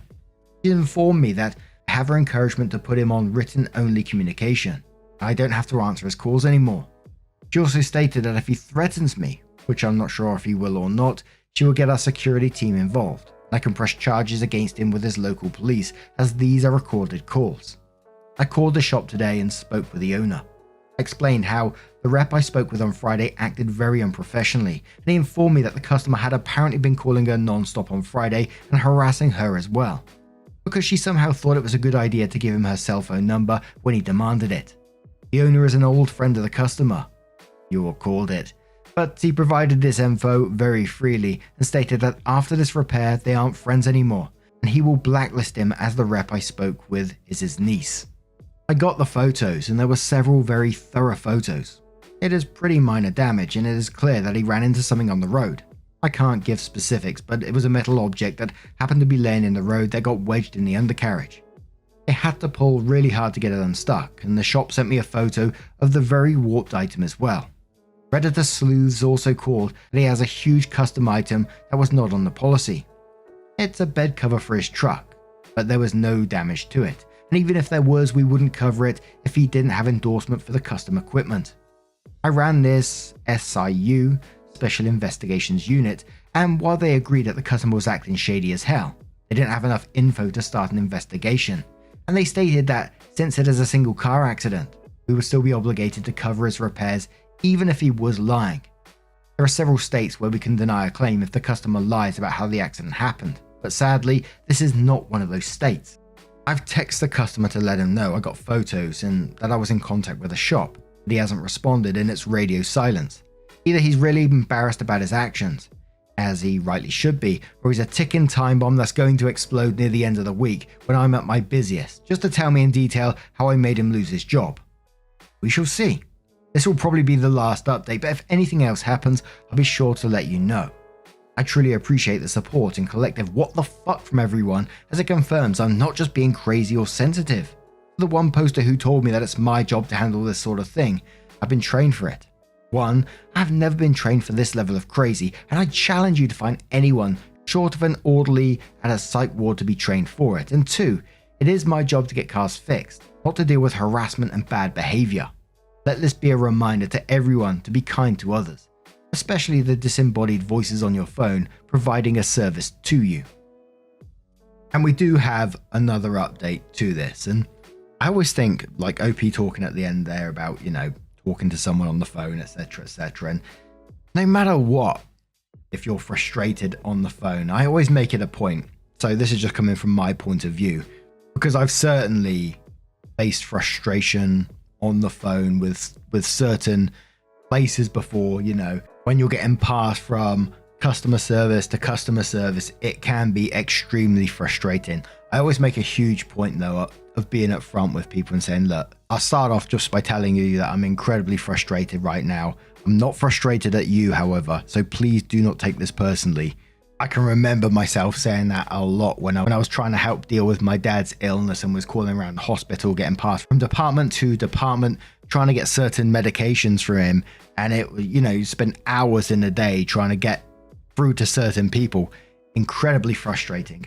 And I find most of the time, if you come at people with that sort of attitude and you're just saying I understand that it's not you personally, they're a lot more receptive. OP's update says, I appreciate all the support I've received so far, and I did get a few messages requesting an update. As I expected, the quiet didn't last long, and the customer was indeed a ticking time bomb. The shop got me the info I needed to complete an estimate for repairs, and the owner explained that he expects he most likely will find additional damages that he will contact me for once he knows. He again apologized for his niece's behavior when I called the shop the first time and stated he's no longer friends with the customer. Special Investigations Unit did review the claim and stated that there wasn't enough evidence of fraud, so no dice. I texted the customer to see if he wanted me to issue payment to him or the shop directly. He immediately demanded I call him as he didn't agree to the estimate amount. A bit of info on how auto claims process works for payment. One insurance company creates an initial estimate based on what they can see of the damages. 2, insurance pays an initial amount to get the ball rolling. 3, the shop and insurance stay in contact so that additional payment can be issued as needed through the process, as the shop finds additional and internal damages that might not have been super apparent initially. Sounds simple enough, right? Not for the customer. He starts talking about how the estimate from the shop is 7k and we are paying 6.5k. I let him know that we're happy to work with the shop to issue further payment as needed and explain that shop estimates are based on what they expect to see for the full repairs, and insurance pays what they can see and confirm. Not to mention, to keep insurance prices down for our customers, we try to negotiate costs with the shop to ensure that what we pay is reasonable. Before I can get 2 words out, he interrupts me and starts yelling, saying how I lost his job and I'm now denying his claim since I'm refusing to pay the amount the shop demands. I explain again that we aren't denying the claim, but this is the first of multiple payments we'll be issuing, and I need to know where to send the payment. I tell him that if he keeps talking to me like that, I will end the call. His response, of course you will. No self-awareness or apology. Acting like a toddler when he's nearly 40. I continue trying to explain, but he decides to keep talking over me and yelling at me. He starts to say shit about me as a person and my family, and I interrupt and state, "You want to finish that sentence for this recorded line, or who knows how many people to hear." He stops, thinks, and then tells me that he hopes my husband sexually assaults me and leaves me. I recently got married, and IT is in the process of changing my name in the system. So some of my systems show my new name and some show my maiden name. It causes a lot of confusion, and so I have to explain it a lot while waiting for the updates. I had to explain it to this customer as well, so he knew full well he was saying this to a newlywed. I'll admit, I kind of snapped a bit and left my tour guide Barbie voice behind real quick. I said, "Sir, during this entire claims process, your own attitude has gotten in the way of your repairs. The way you have acted to me, my co-workers, and the employees at the shop is absolutely deplorable, and you should be ashamed. You haven't said a kind word to me at all, and you've been a nightmare to work with. Now you say awful things about my personal life that I explained on Friday was absolutely none of your business when you demanded my cell phone number. And now you insult my husband, whom you've never talked to and know nothing about. My husband is 10 times the man you will ever be, while being nearly half your age, and he knows how to treat people with respect, even if he is in a stressful or difficult situation. I feel awful for your wife if this is the type of man she has to deal with at home. At least my husband doesn't have to force me to have sex with him. But it's telling that is where your mind went to. Maybe you should mind your own home before you stick your nose in someone else's. He threw a few more expletives at me, but I ended the call because I just don't get paid enough. He again called my customer service team and made the poor woman cry. I took the call again and explained to him that he was now on written communication with me. He should call the customer service center, but I would never answer his calls again, and I will only respond to his emails or text messages. I then disconnected the line again. I thought that was the end of it, but turns out he still had my supervisor's contact info from when she called on Monday, so he called her up. She called me after she finished on the phone with him, and she gave me a summary. He apparently told her that I accused him of a sexual assault to his wife after he questioned the estimate that I wrote. I don't write estimates, that's our whole other department. He was trying to find out next steps when I ended this call. She had listened to his prior calls. She didn't believe it for a second. She put him on hold while she pulled the call and listened. She then tore him a new arsehole for what he said to me. He tried to say that I was worse, but she cut him off and explained that I am one of the adjusters in my unit with the highest metrics from customer reviews. I've had my fair share of angry customers and it takes a lot to make me snap. But she stated that his conduct had pushed me to the point of snapping, which she has never seen. She proceeded to tell him that she is enforcing my written contact only rule with him, as she had previously encouraged I do that with him anyway. And she stated that if she hears one more call where he is harassing an employee, she will talk with her supervisor to press charges for harassment. Unfortunately, we can't fire him as a customer because he still pays us money, and that the executives don't care how we are treated as long as we get more money. I hope this spurs him to cancel his policy and becomes someone else's problem. I asked if there'd be any disciplinary action against me for the call. She said, "Call? What call? I don't see any call, and I definitely wouldn't have been able to delete it if the call wasn't recorded." Basically covering my ass if the customer tries to escalate above her to a supervisor or something. I sent a copy of the estimate to the shop and gave them instructions on how they could request more payment from us, and the customer texted to tell me to send payment to them as well. After our call, he called the shop and apparently they had a massive fight because the customer then texted me and said, "Send payment to me." The shop just pissed me off big time. So I sent the payment to him, with his lien holder included, so he has to mail the check to them to endorse and cash before they send him a new check. And of course it won't be overnighted, but by standard USPS mail both ways. I got him to close the claim, but I still don't think this is the last I'll be hearing from this guy. I provide more updates as they come, but thankfully I don't have to talk to him again. Thanks again for all the support on this. It's nice to know I'm not crazy or expected to be a doormat. Absolutely fair play to anyone that can deal with any sort of like customer service based role over the phone or face to face or anything like that, man. I've never been able. I dread the day if I ever have to go into a role like that, you know. There is a lot of absolute bloody arseholes out there, isn't there? One of my previous jobs from some years back now, when I worked in the warehouse and I told you that I had to sit in on the customer service part, I didn't have to do anything. I just had to listen into their phone calls and see what was the whole process basically. And you basically rotated around the company, so you got a little bit of everyone's job so you understood what was going on within the business. That was the same job where I told you about like the whip in the sofa and that kind of thing. But listening to some of those phone calls and how rude some people can be is just absolutely mind-blowing. I know people can be stressed out, you know, when like in that particular job your sofa's got damaged, something's got damaged, you know. It can be a stressful situation, but to treat someone else, another human, like absolute shit when they're trying to help you. These people were kind, and like the phone calls that I listened to, these people were absolutely spot on, lovely people, just trying to do their best, not trying to get out of, you know, the insurance claim or whatever, but we're trying to help them in the best way possible. And you hear some of the phone calls and some of the replies like, just fucking fix it kind of thing, and you think, gee whiz. Anyway, what do you guys make of this situation? Have you ever been in a customer facing role like that? How and faced a customer who was particularly bad to deal with? Let us know your thoughts down in the comments below. And our next story comes from Major Contact 4009 and says, "Am I the arsehole here for marrying my sister's ex? Me, 27 female, and my sister, 29 female, have been fighting recently for something that I thought got resolved a long time ago. I've debated posting for like a week now, but figured someone not directly involved would be good to hear from. A couple of months ago, I married my husband, Greg, 29 male, after being together for 4 years. We met each other at the same office and I developed this huge crush on him. I was pretty sure he was into me too, so I decided to bring it up to my sister, Alicia.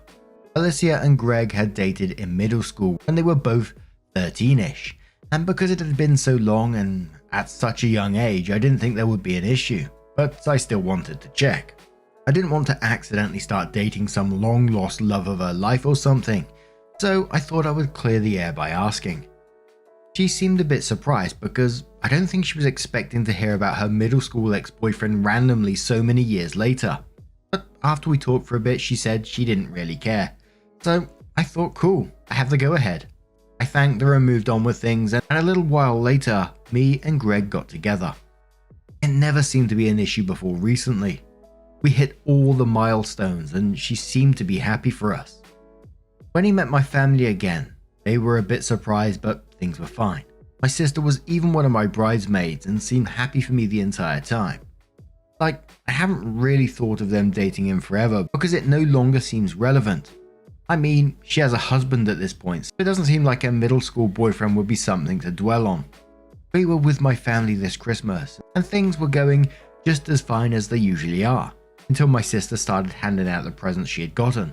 Now, we don't get each other presents every year, and people in my family typically aren't buying special presents for people they're not close to. So the in-laws don't get screwed or anything because they didn't buy every individual cousin a gift. But during my wedding planning, she said she wanted to get me something special for my first Christmas as a married woman. So it took me off guard. I looked sort of confused for a second, but I didn't want to be a bitch on Christmas, so I just smiled and watched everyone open their gifts. Lots of circumstances could cause someone to not be able to get a gift, so it was fine. But after she finished handing things out, she looked at me and said I wasn't getting anything because I had taken enough.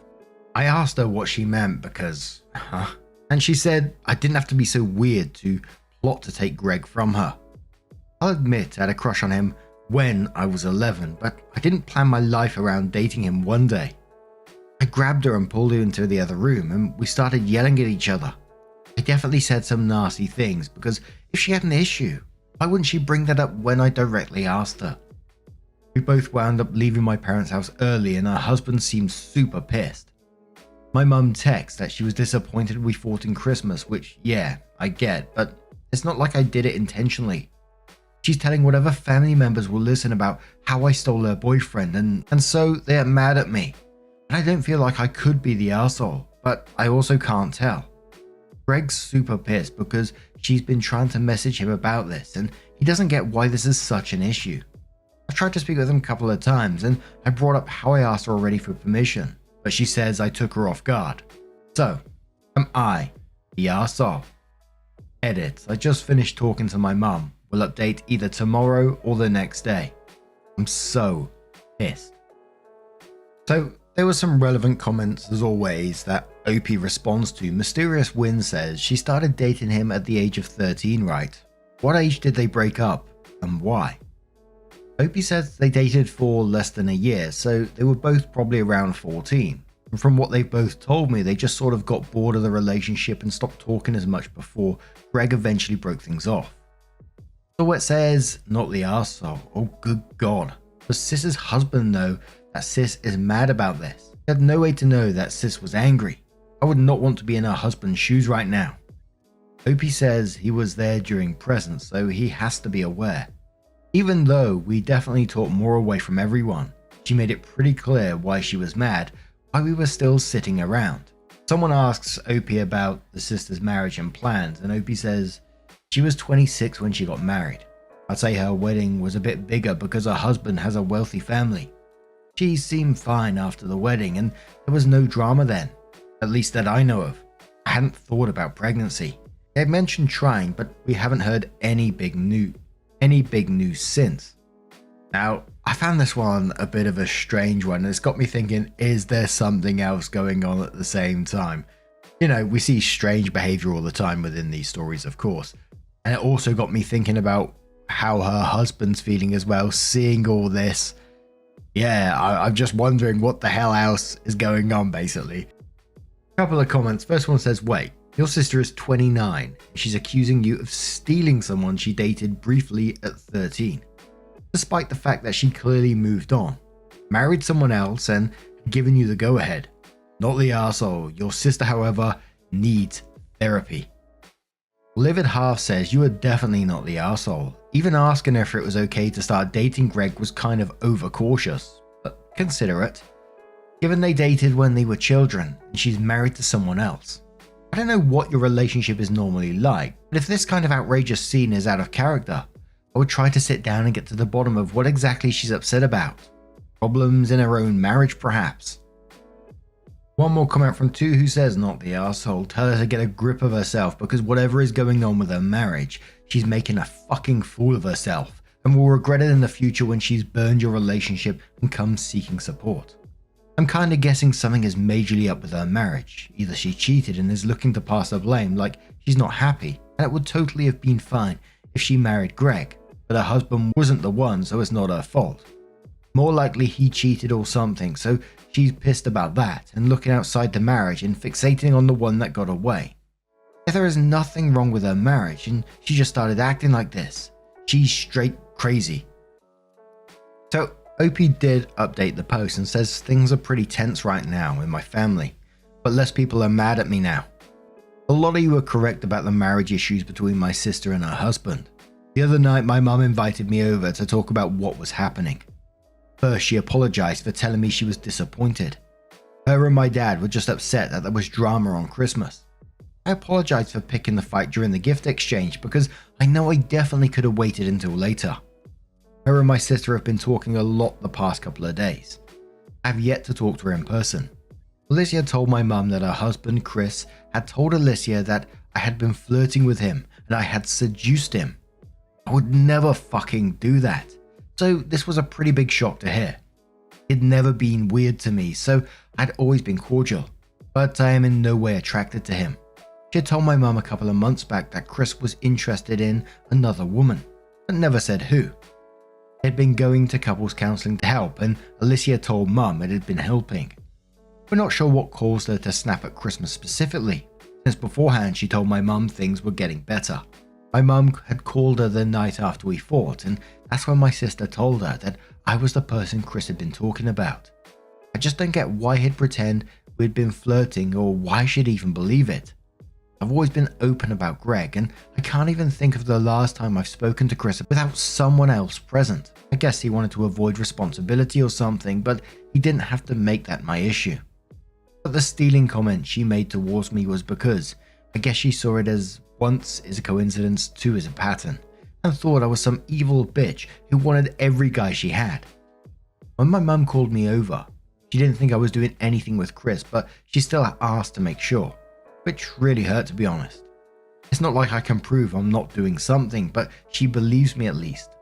Since we've talked, she's been doing damage control on all the relatives, who my sister was telling I was stealing her husband. This whole thing would have been easier if she just talked to me about it. My mum said she would try to talk to Alicia some more to convince her I'm not trying to steal her husband. Greg's pissed. He's pissed at my whole family pretty much, but mostly Alicia and Chris. He texted Greg yesterday. My name only loves you because you were mine. I fear I guess she doesn't believe my mum. He blocked her after that. I don't know. I was hoping the reasoning would have been something else.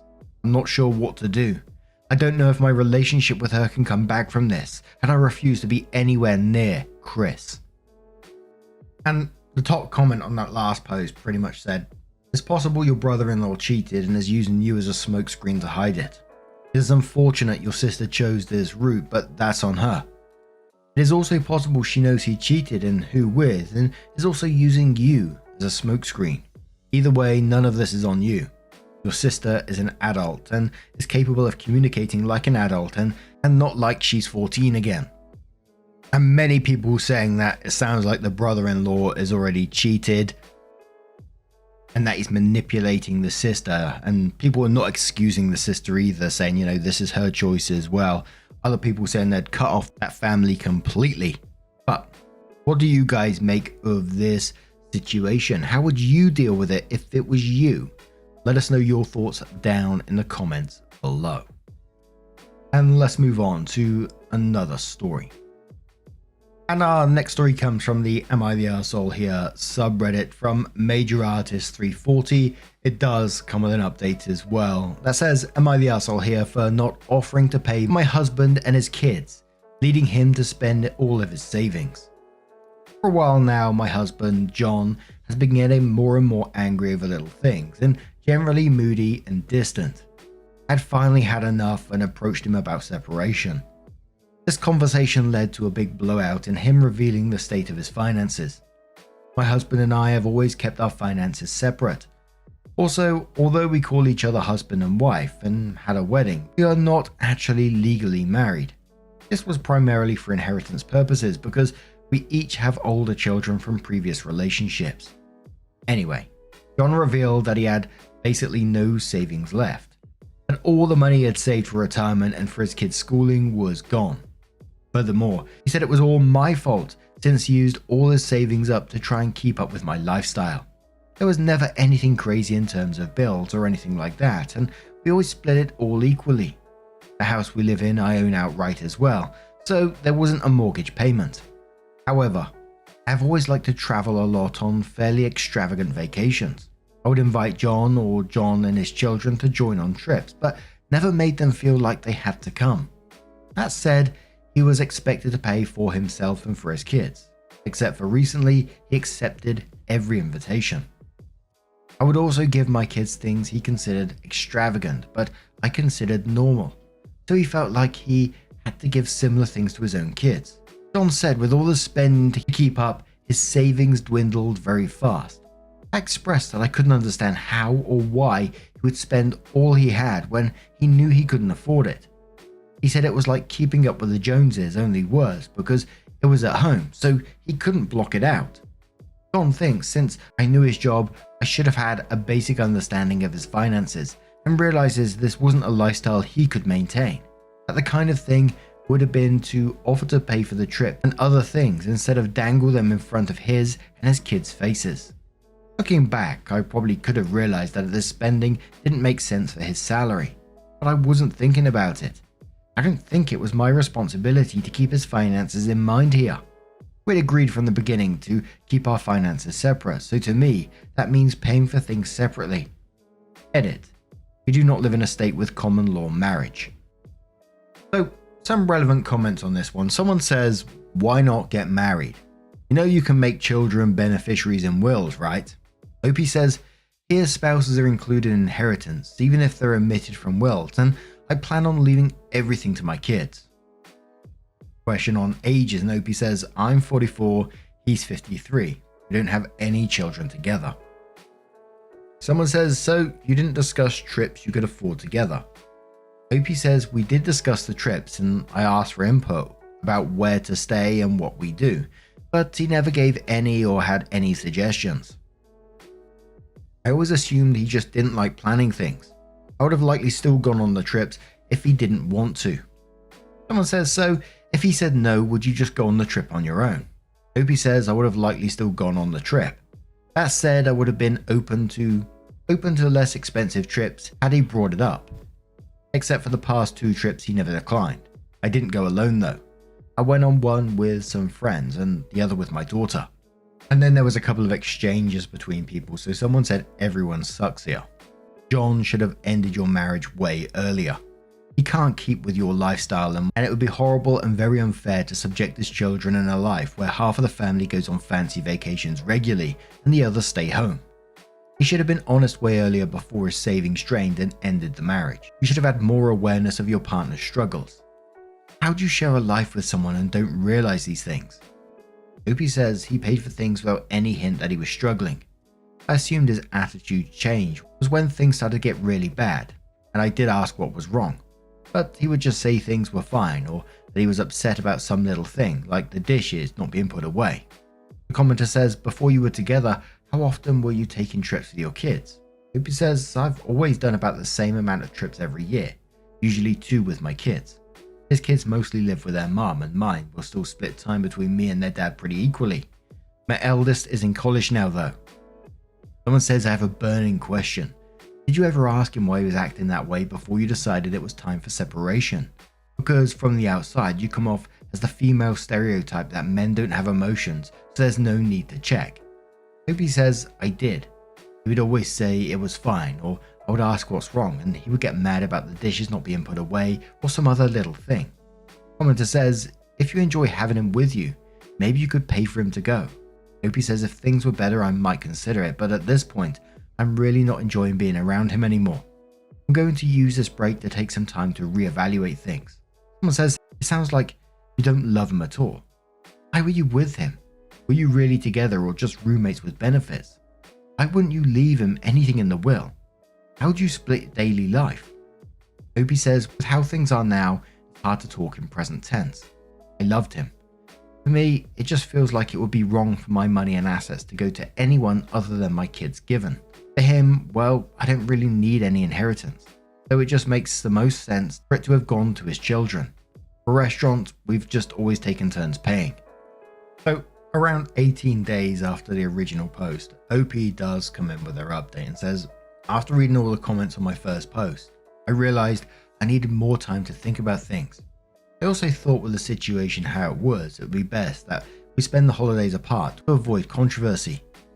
He wasn't a fan of the idea, but I eventually got him to agree to go. Last week, things settled down, so we met up to have a more detailed discussion about the state of his finances. A few more things were revealed. I found out that he had lost his job earlier this year and didn't tell me. He got a new job in October, but he went over 4 months without one while pretending he still had one. During that time, he only got a small amount of money from unemployment, so he started putting everything on his credit cards. His new job doesn't pay as much as his old one, so he hasn't been able to pay more than a minimum towards his debts, which are now substantial. I feel like if he had just brought up all these issues earlier, this could have been avoided, or we could have worked something out. Now I really just feel like I can't trust him. I can't trust him with money, and I can't trust him not to hide things from me. I just can't see going back and trying to make things work with him at this point.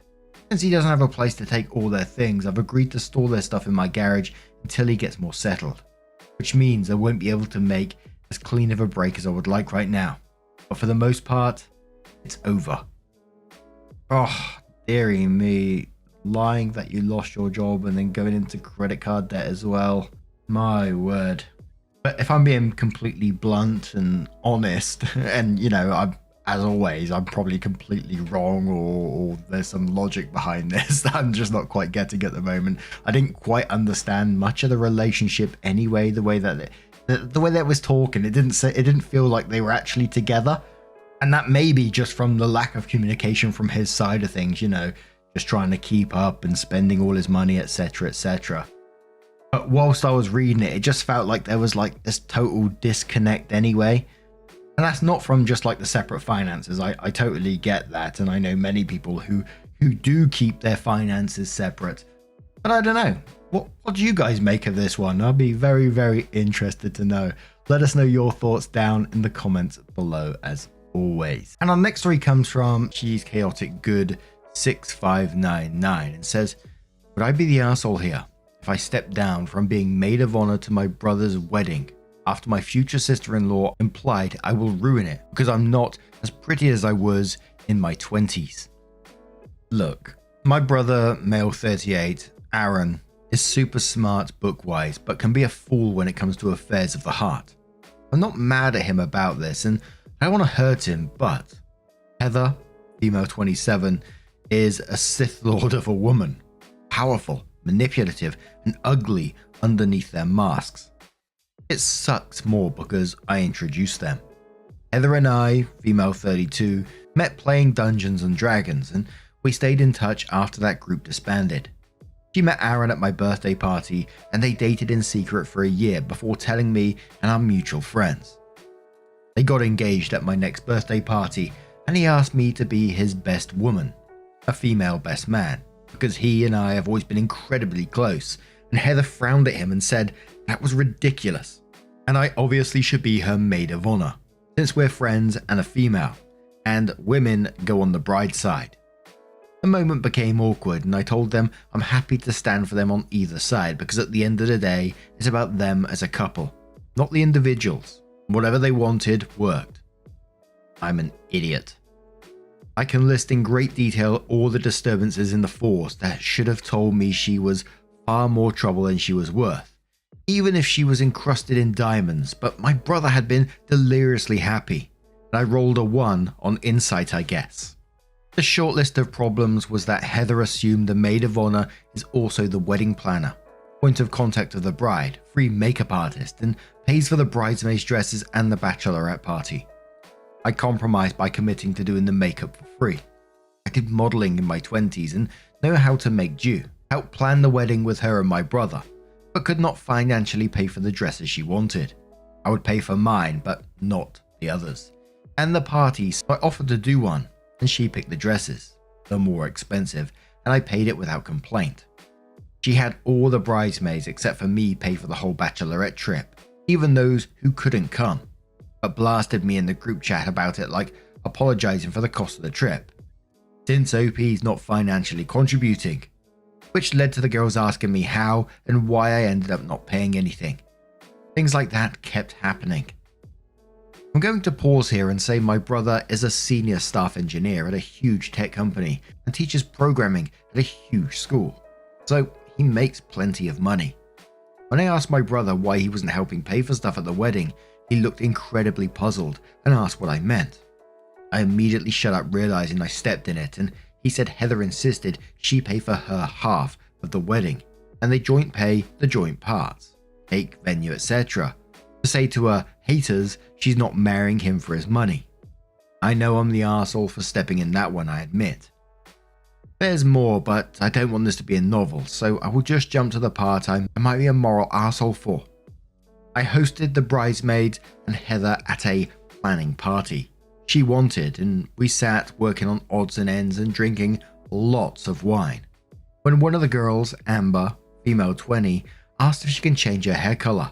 Her own wedding is coming up, and she got a long waitlisted spot with a salon on her wish list to dye her hair, and she wanted to go red. Note, I am black and use weave to shade and style my hair in crimson red twists. Amber said she would want about my shade and that it complemented my skin tone. Heather chuckled a bit at that and kind of looked at her like, what? And said that it was fine and she's no bridezilla, but she'd prefer only one of us to look that tacky.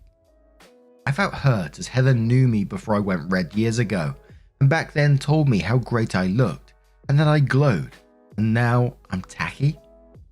I asked her if she meant it that way, and she shrugged and said, it's about the people, not how good they look, she said. I didn't get it, and the other girls started chiming in, and Heather just said, oh my god, calm down, I didn't mean anything wrong. I won't let OP ruin my wedding entirely. It's really okay. We all are going to start looking different in our 30s, etc.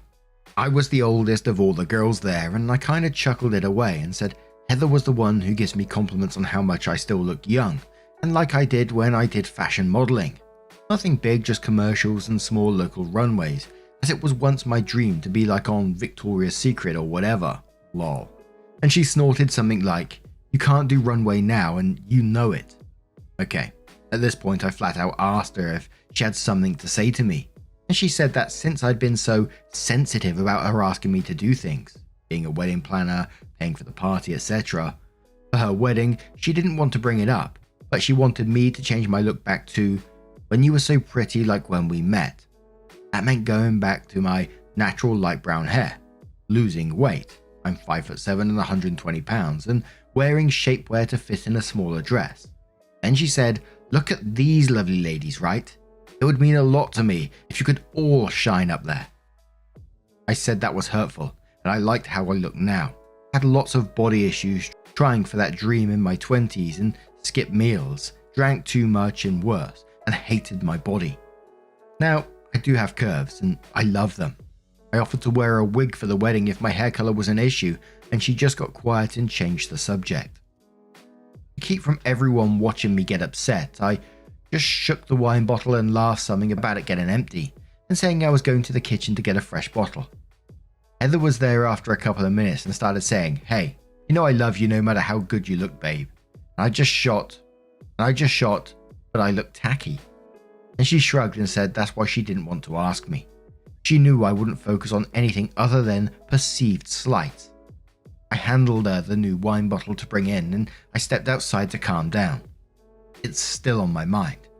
The wedding is this summer and I'm kicking myself for being sensitive. It's messing with my head. Now I can't even dream of standing up in front of everyone. We all know in a bright dress. The maid of honor is in a different color and cut than the other bridesmaids. The way I am, but a part of me thinks I am letting her under my skin and should not worry about how I look. I don't want to be maid of honor regardless though. Would I be the arsehole if I stepped down? I don't even know what I would tell my brother. Sorry for the nerdy references, it's a coping mechanism. Opie edited the post and said, couple of FHQs and things I didn't think to add. Brother has a prenup. It wasn't really a trust thing, but he just figured it would be there for them to point at and rebuff the rumors that she is with him for money. And I am told she enthusiastically agreed. She does not have a full-time job. She works retail and does some theatre work at my job as an actor. She lives with her sister and sister's spouse in the city as she is in school. She took a few years gap from high school to college. Her sister is kind of how we met as she is part of my gaming group. I do not work in software, nor do I make a lot of money compared to my brother. I'm single and live alone and make okay money in non-profit theatre to survive. Aaron and I don't have any other family. We've been each other's family after I came out as bisexual and our grandfather disowned me. Aaron went no contact out of support for me. We are also not biological siblings as Aaron is adopted and I am a miracle baby. Our dad walked out when I was a kid and our mum passed away when I was a teen. And Opie does give us a full update in a moment. Absolutely step down from this. She just seems like an absolutely awful person. Saying all these awful comments to you. And then, you know, when you go to the kitchen and stuff, she comes in and says, oh, you know I love you, don't you? Like making you feel like you're being too sensitive about it, which you are absolutely not. She is awful. And, you know, I would certainly consider telling your brother about what she's been saying about you and to you. And that's pretty much the gist of OP's post, of the comments as well, that they're saying, you know, tell your brother that you're not being sensitive in the situation at all. She's just being absolutely awful. But OP comes in to update the post and says, I tried to write this update on my original post, but it got too long. So sorry, I'm a bit emotional. And at this point, tipsy. And shares the link to the post. I immediately got comments saying the similar thing, that I would be the arsehole to not tell my brother the truth. It was devastating. And I admit some of the comments were worded in a way that really hurt. But at the end of the day, I was asked if I was okay with Aaron marrying a person who will hurt him, and something in my brain clicked. I love my brother more than anything, and I realized now I was being spineless and selfish to not come to him with this. From the beginning of me being maid of honor, Heather monopolized my time. I can pinpoint exact moments I was slowly pushed out of regular contact with Aaron. If I was not working or doing my side gigs, all my time was on the phone with her or footing the bill at dinners and lunches with her over the wedding. Someone mentioned that she was trying to keep me and Aaron from spending time, and I realized they were right. Anytime I called him and she was there, we'd take the phone to talk wedding stuff, etc. I'd be so worn out at the end of my days I wouldn't even reply to texts. Feels so stupid. I was a coward and so afraid of losing my only family, I forgot to be family to him. And that's hard to even type, but it's true. Aaron called me early. Apparently a bridesmaid who was at my house the night I mentioned in my last post. Sophia, female 26, who is one of our good friends, apparently suggested he reach out to me. And when he asked why, she didn't say. I didn't realize, but I have been miserable since that party at my house. I didn't know how much I seemed off. It was brought to my attention how far out I seemed in public and how withdrawn I've been in general. Aaron called and asked if I was alright. I know the wedding is stressful, Heather has been a wreck, and I snapped and just started crying and hung up. He was at my place within the hour and I told him everything. I don't remember seeing him so mad in my life. I'm skipping a bunch to be brief. He asked me how much I spent on the wedding and I just handed him my phone with my bank app and the bridesmaid chat all open. And he scrolled and asked why I would not mention this to him. I explained and he shook his head. He wrapped me in a hug and told me not to worry and ordered us food. After he left, Sophia texted me and Aaron in a new group chat with the three of us as some recordings from when she was making TikToks and the like in various bridesmaids events, with Heather in the background and nothing more. I saw it indicated Aaron saw it, but he hasn't said anything yet other than, I will use a fake name for myself, as I have the others. Francesca, turn off your phone if you can. I will drop by tonight. I put my phone on Do Not Disturb and I'm on my couch drinking and waiting. Quick random update. I'm a bottle of wine in, so forgive my dyslexia. I'm doom scrolling Reddit and Facebook, and Heather has blocked me on Facebook through an app for my texts. I can see she's texted many times. I've opened nothing and won't until Aaron arrives. In the meantime, I am truly in good tears over your support and advice. I was never a strong person. That was our mum. But you and my friends make me feel strong, and I cannot express my gratitude. I will update when I can, but maybe tomorrow, as I am passing that line of tipsy into more than tipsy, lol.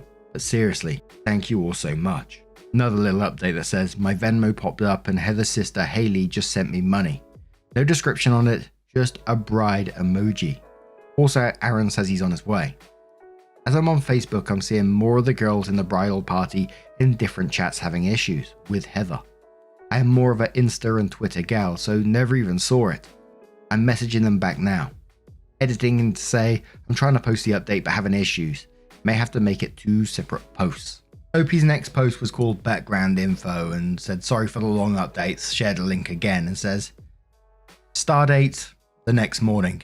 You'll encourage my nerdy side. Sorry, lol. Happy weekend everyone. I was shook at how much my notifications blew up more than the Death Star. Bear with me as I sort through everything because it's a lot. And I had a lot of wine last night and stress drinking, and today I'm slightly paying for that, lol. I'm dyslexic, but will do my best here and try to take my time. First, some background that came up in the comments. Some of you called it, but yes, I suffer from an abusive relationship myself. He doesn't even deserve a nerdy fun name, so we'll just call him Jeff. Jeff was an emotionally and physically harmful to me and encouraged my dieting in my 20s, constantly calling me fat, etc. And that was him being nice. Whenever I tried to leave, he would either intimidate or gaslight me or both.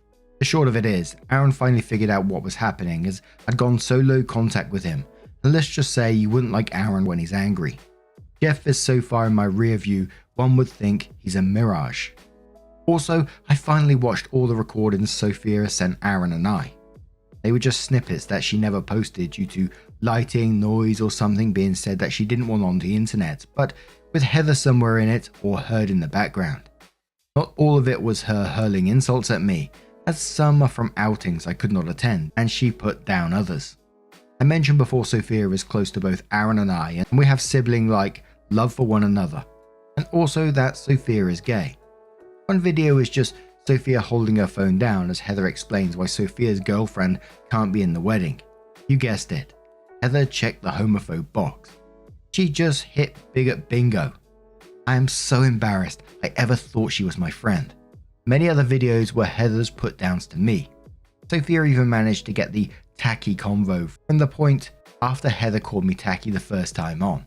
There is so much more to add, and I will put another update on what happened last night.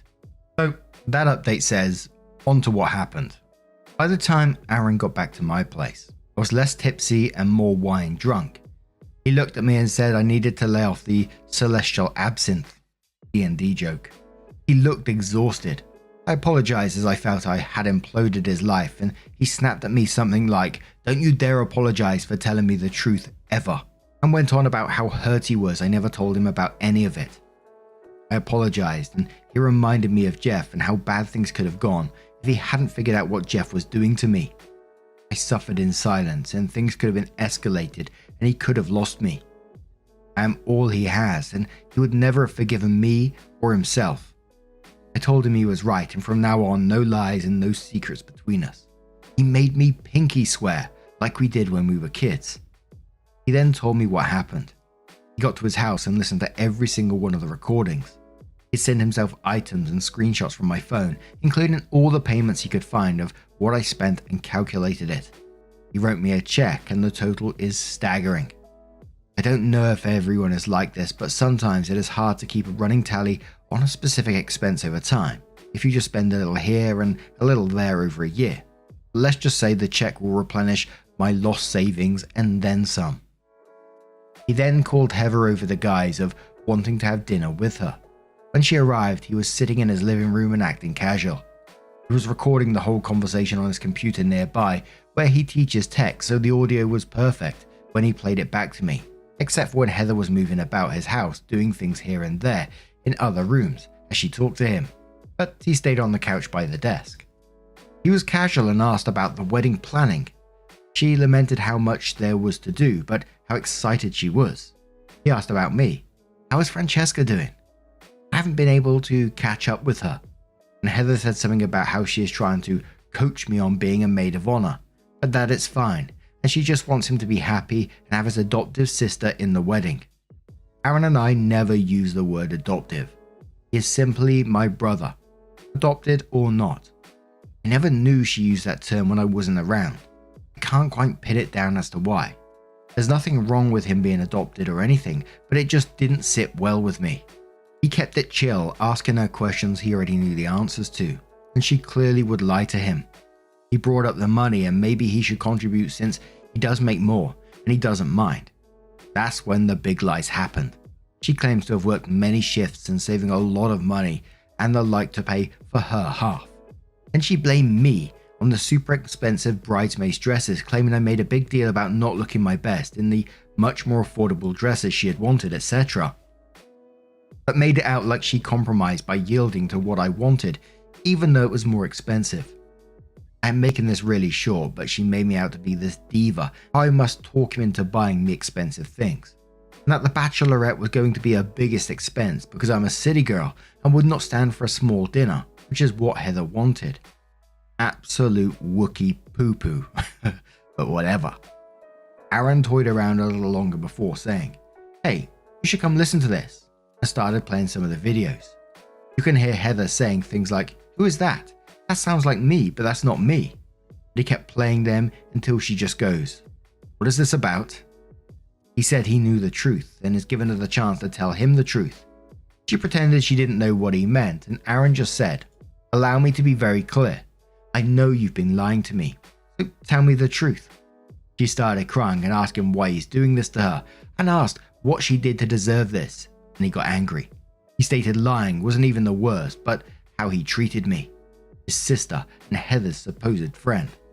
A lot was said between them, but he never raised his voice, and at one point, she was screaming and he said, "I won't even speak to you if you're just going to yell." They argued more and he told her to get out and that the wedding is off. He said he expects her to pay me and him back for all the expenses, or he will bring her to court. And as she was crying, he called her sister Haley to tell her that Heather is on her way back home and laid out everything. Haley knew exactly why they were calling it off. The recording ends there, but according to Aaron, he put Heather's things in her sister's car for her. Yes, I am pettily specific about Heather not owning a car, and locked her out. And she stayed at the door crying for a minute and left. Aaron says he took a moment to cool down when the drama started back up. Out of all the bridesmaids, only one was singularly Heather's and not a mutual friend of ours or a friend of mine or Aaron's. Kim hated me at the very beginning because she is Heather's true best friend. And she should have been the maid of honor, but made up some crap that I threw a fit I wasn't important in the wedding, so long-suffering Heather bent a knee and made me maid of honor. Kim called Aaron and yelled at him that Heather is at her house heartbroken and depressed because the other girls lied to him to make her look bad. Heather is willing to forgive him and take him back, but he needs to acknowledge the truth.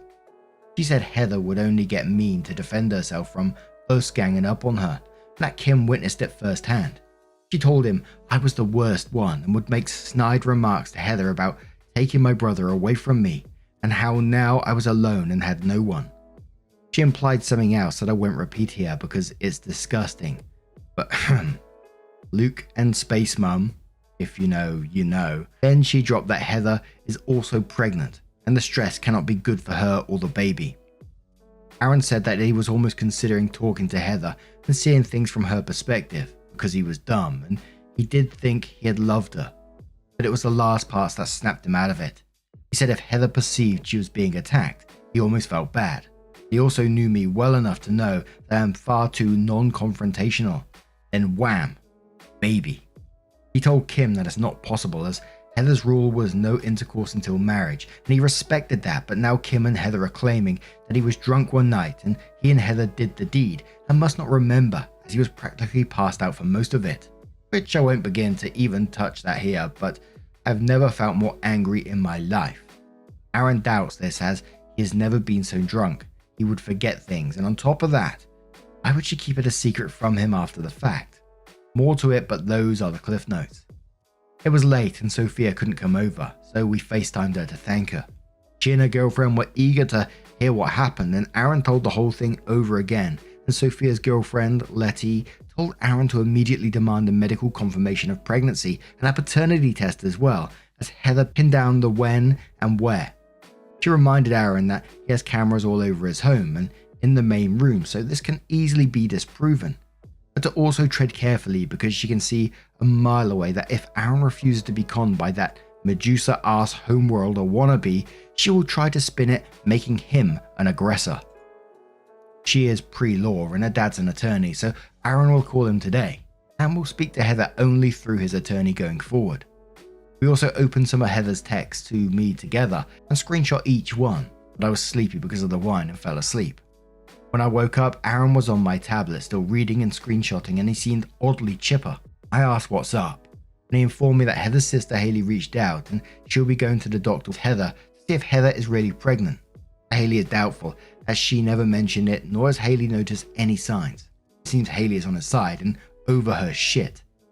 He also wants to thank Sophia and the other bridesmaids for helping us, and is thinking about keeping the venue and just having a party in place of the wedding, but he isn't sure. Honestly, I don't think he slept and looks awful, so I cancelled all my plans and going to make sure he rests and takes care of himself. Nothing has been decided, but he now sees how manipulative Heather can be. I know he is heartbroken, but he's putting on a face for everyone. I know far too well eventually he will need to mourn the relationship, and I am determined to be here when he does. I think that's everything for now. I wanted to share with everyone who has been so supportive of us, even if it meant kicking me in the pants to get me to be honest with my brother. My fellow browncoats and rebels, thanks for helping me feel a part of the broader nerddom. It feels awesome. Oh dearie me, I can't help but feel that's not the end of this story from sister-in-law. She just sounds like someone who's going to keep coming back time and time again. Also not particularly smart for some of the stuff that she's admitted in this update as well. I hope brother continues to keep documenting everything he's receiving from her, but what do you guys make of this one? I love the nerdy stuff that OP keeps adding into their post. It did make my day. But what do you guys make of this situation? What would you advise to the OP? Let us know your thoughts down in the comments below. And our next story comes from Throwaway Account, who says, am I the arsehole for not wanting to feature my fiance's former SO who passed away in our wedding? Trigger warning for loss and death. My fiance was engaged for about a month to his high school sweetheart when she passed away in a tragic freak accident. For personal reasons, I don't want to get into how it happened, but it was no one's fault. This was maybe 6 years ago. Just for the purpose of the post, I'll call her Mandy. My fiance has been very open about this loss and how it affected him throughout our relationship. I know he misses her, and the memories he has with her are important and special.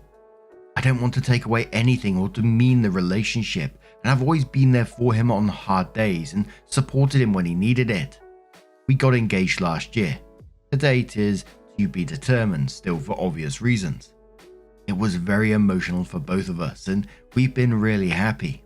But since planning the wedding, I've been feeling like I'm not only planning it for myself, but for Mandy as well. It started as comments from his family. A lot of, oh, Mandy would have loved this type things. I brushed it off at first and just thought it was a way of them processing grief. I have a great relationship with his family, but I know they loved Mandy too. When I went dress shopping, his mum and sister came. They kept talking about what dress Mandy would have worn, what they could see her in, etc. It might seem like nothing, but it really overtook the conversation, so much so that another bridesmaid told me later that she felt uncomfortable for me too. It turned from harmless comments into focusing what should be a special event for me into reminiscing over Mandy. My latest project has been compiling old photos of me and my fiance for a slideshow at the reception or rehearsal dinner, we haven't decided. He told me there's something he's been wanting to ask me. He really wants to include some kind of in memory of Mandy into our wedding and thinks a slideshow would be a perfect place. At this point I was, and still kinda am, fed up with the Mandy comments taking over our wedding. I sternly told him that no, I don't think that would be appropriate, as this is our wedding and should focus on us. We are having a table with pictures of loved ones who passed and she will be featured there.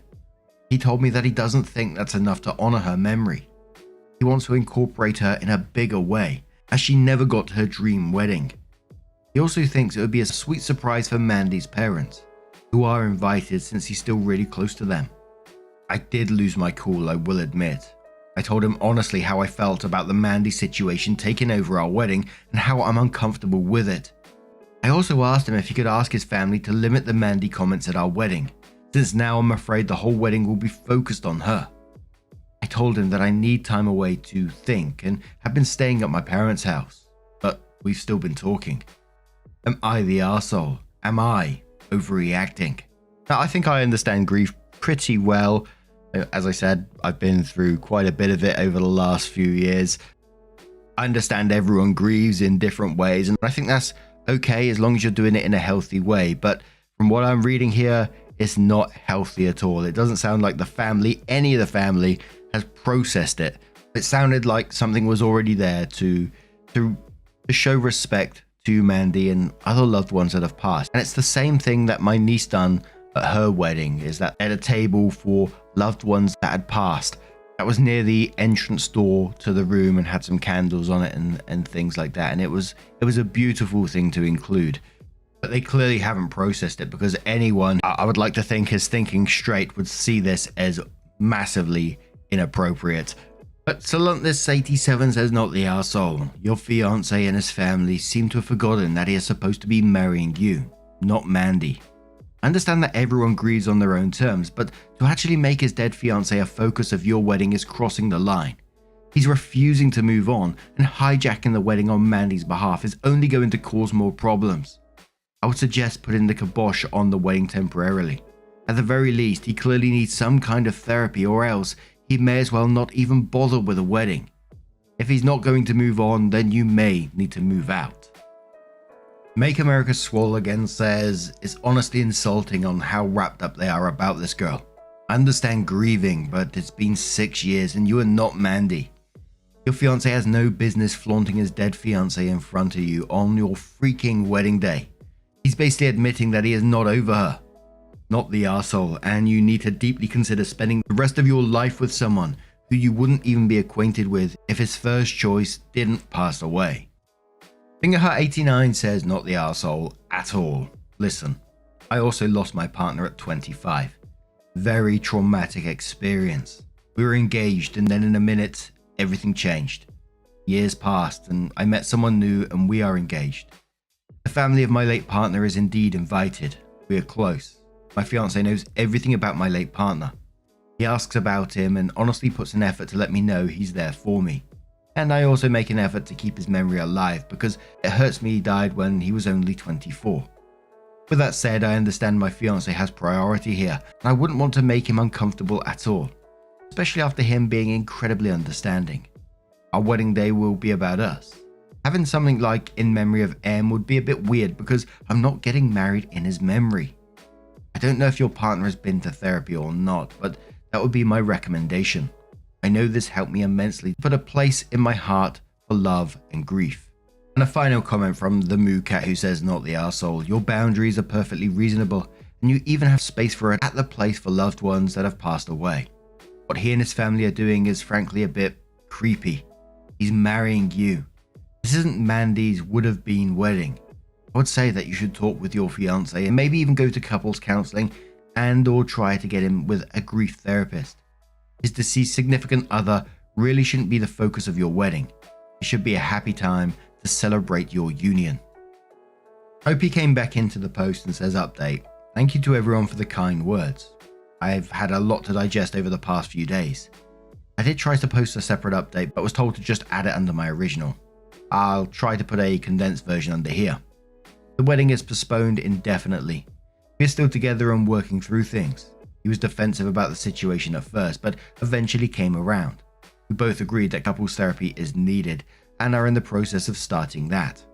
As for his family, they are deeply sorry, especially, mostly, his mum. When I went to talk to her about it, she was really in tears. Mandy was like a daughter to her, so she said, and she just hasn't gotten over losing her yet. I talked to her about therapy. She told me she didn't go after Mandy died, and she agreed it's something to look into, though not sure if anything concrete has come of it. I can't say that I feel 100% better about the situation, and I think that my relationship with his mum now has a bit of a strain on it, even if she did apologize. But I'm hoping to work through these things in therapy, and if I can't or my fiance can't, then I have to do what's best for me and end the relationship. If anything else were to happen, I'll try to post an update. Again, thank you to everyone for the support. It means a lot.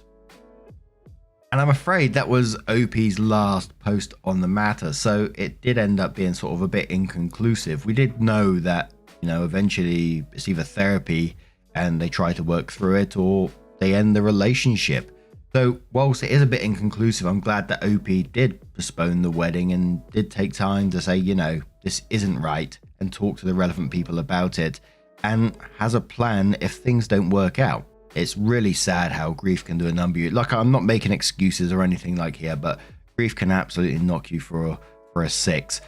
And not just immediately after it happened, it can happen years after. It can just suddenly sneak up on you. You don't realize it's happening, but then one day suddenly you're in tears about it. And it's strange because that's something that's recently happened to one of my friends who lost a sibling some time ago, but now things are starting to show. But they are seeking help for it, of course. But oh dear me, what do you guys make of this situation? Let us know your thoughts down in the comments below. And let's move on to another story. And our next story does have an update as well, titled, "I feel my boyfriend has taken advantage of my kindness. I confronted him. Am I the arsehole here?" And this is from Left in the Lurch from the Am I the Arsehole Here subreddit. It says, "My boyfriend, 33 male, and I, 38 female, have been dating since summer 2021. And since then, he stayed at my apartment every day and every night. He owns his own home less than a mile away, which he said he purchased for his 3 roommates who were looking for a place to live. He only charges them $300 or so a month, out of the goodness of his heart. I've been there twice for house parties, which I essentially invited myself, so when we were getting to know each other. I never have asked him for money, not for rent, not for utilities, not for the groceries I always have to buy. He never goes shopping for any food or household supplies. 2 separate instances I have asked if he could get toilet paper. Once he bought a chintzy 4-pack at the gas station he was already shopping at, which I'm assuming is just to tide us over until I get a more realistic package. He has IBS and goes through a lot. And the second time he brought in a big garbage bag of almost empty rolls from his bathrooms at work, which they save. He doesn't cook and said in the past it's not important to him or he doesn't think of it, yet will certainly eat the food I buy and make. For the most part, I was more than happy to provide, but as time goes on, I feel like I'm carrying the mental load of living together by myself. My apartment is in disarray, and I can never get it under control with only me doing any work. I've mentioned parts of above to him over the last year, and sometimes it would result in him sheepishly doing 1 sink full of dishes and leaving the rest for me. Or when I tell him he has to figure out dinner for us for 1 night out of the 7 because I'm working late. That means he's door dashing us something at 8 PM. It's things like that that make me start to resent him and kill my attraction. It hurts my feelings. For such a nice guy, how can he be so thoughtless? It feels thoughtless to me anyway. I told him tonight I feel it would be best if we return to our old living situation, him at his home and me alone here. I expressed I can't, or won't, handle all the responsibility of our lives cohabiting. I also said it really hurt my feelings that for Christmas he got me Drano. Dearie me. Which he waited to give me on Christmas. Meanwhile, the sink has been backing up for a month. And a set of ladles. He didn't say anything. He just sat there and stared at me. I asked if he had anything to say. Any feelings about it. He said he didn't know what to say, and I felt insulted. There are far too many women in the same situation. I'm finding as I read Reddit, are all men truly just one-track minded? They only think of themselves. Why don't men just take the initiative to help their partners without having to be given lists, or told what to do, or nagged about it? And we're starting the comments with icy thanks. Listen to yourself. Why are you with this child? Wait, I just got to the Christmas/Drano. What the fuck? Have some respect for yourself and dump this guy immediately. Yeah, no reply to that saying, don't forget the high-end ladle set. Psycho Soon says, my sister, what in the actual fuck are you doing? Drano. Change the locks. Put his stuff on the lawn and call him to come get it before it rains. You need to drop the idiot like a bad habit. He's been using you as his bang maid and it's astounded that you figured it out. Do not go back to him. Someone says he should be an ex, to which Why Am I So Awesome replies that saying, yep, my ex followed it up a few weeks later when he was stoned with a phone call about how he misses all the things that I did for him. Cooking, cleaning, washing, and I don't miss the things that he did for me. When I asked what he actually did for me, it was make a coffee first thing. He got up first anyway and put petrol in the car. No, I don't miss those things, like, at all. He couldn't even claim to have mowed the lawn because that was a foot high. I was being stubborn and refused. He lent our lawnmower to his friend for 2 rent inspections in between mowing ours, and he didn't take the trash out, despite having a dog that would get in the bin. So, OP came back into the post and said, so since this, he was still in my living room for a few hours. I've been in bed with COVID, and laying there I got miffed. I walked back in and asked twice more. You have nothing to say. No words. No, I'm so sorry you feel that way. What can I do? Nothing. No emotion. I can't believe it. This was supposed to be my best friend. I told him we're breaking up and he needs to go home now. I'm honestly really surprised and hurt by his lack of reaction. I should have known. Update 2. I packed his things and he packed up this morning. I asked him again if he has any feelings about this and he was silent. I'm sorry, but I started to cry because it's just so hurtful. He said he was blindsided, then silent. I said, that's all I get after 2.5 years, in tears, and he just said, bye Lauren, like he always would. I needed him to hear me, or understand where I was coming from, but I guess he doesn't, or doesn't care to. He's alright with just walking away with his things, with no conversation or words from the heart. That is the most painful thing out of all of this. His talks of getting a house, getting married. Why bother if you're just going to throw in the towel when me supporting us gets overwhelming? For those of you who ask why I kept this going for so long, we met when my father died and grew close. I wanted to have him in my life. It was positive and a breath of fresh air from my former partners. He was a kind, sensitive, thoughtful, caring guy when I met him. He even on his own volition promised me he wouldn't be a low-tier dude like the others. I don't know if he's on the spectrum, many of you asked. He's joked about it in the past. He's not a bad guy. I guess he really just doesn't care, and I've got to accept and try to learn from where I went wrong in the beginning.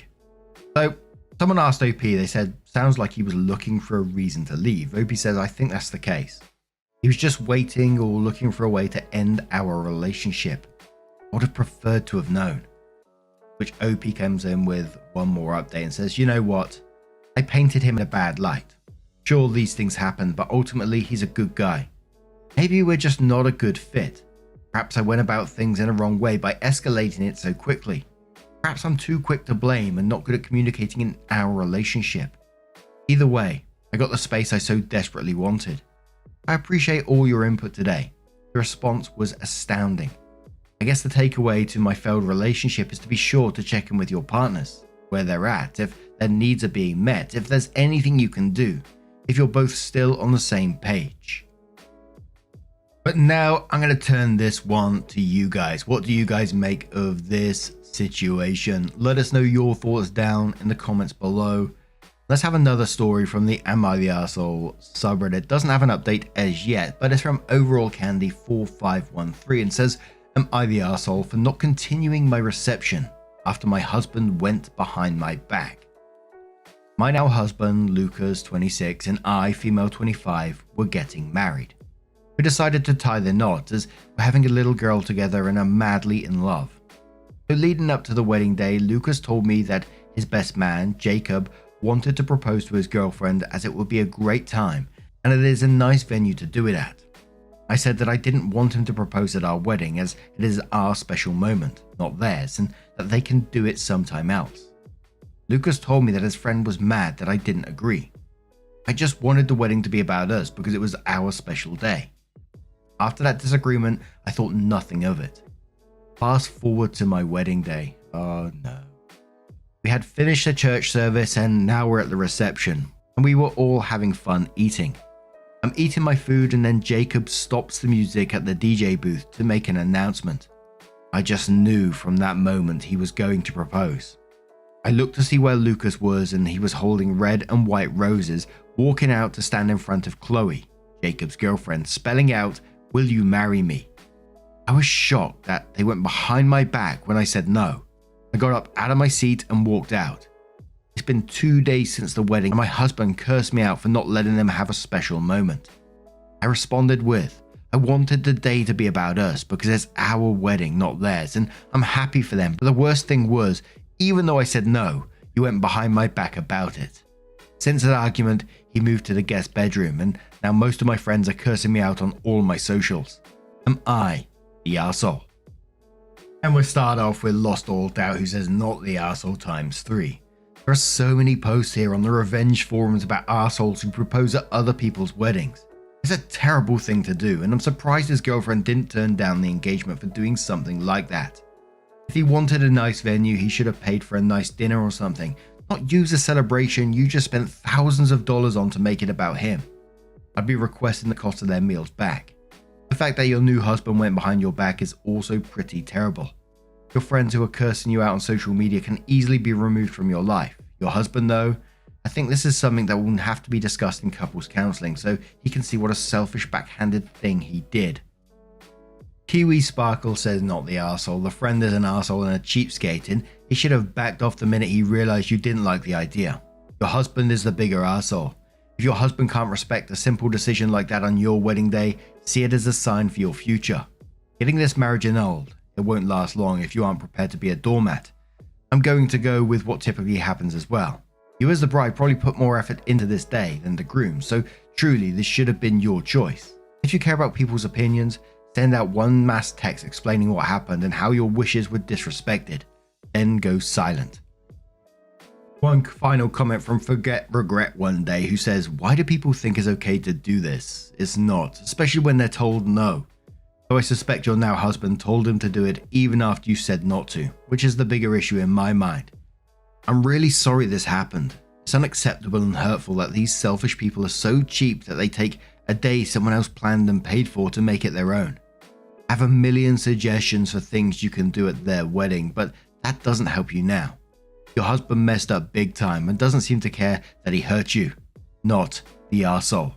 Thinking of like people taking over moments, etc, etc. There was a story I read once, I don't know if it was on like Facebook or something like that, one of the social medias, about the London Eye. And basically with the London Eye you can either book like to go in with a group of people like random, so you just pay for your ticket and get on and go round, or you can even book your own private booth. So it's just you and whoever you want to go in this booth and go round. Obviously it's a lot more expensive. But this guy had set up a surprise proposal. He didn't pay for the big tickets, he just paid to go in with everyone else. And it was a packed pod that they were going round, and he took a photographer with him.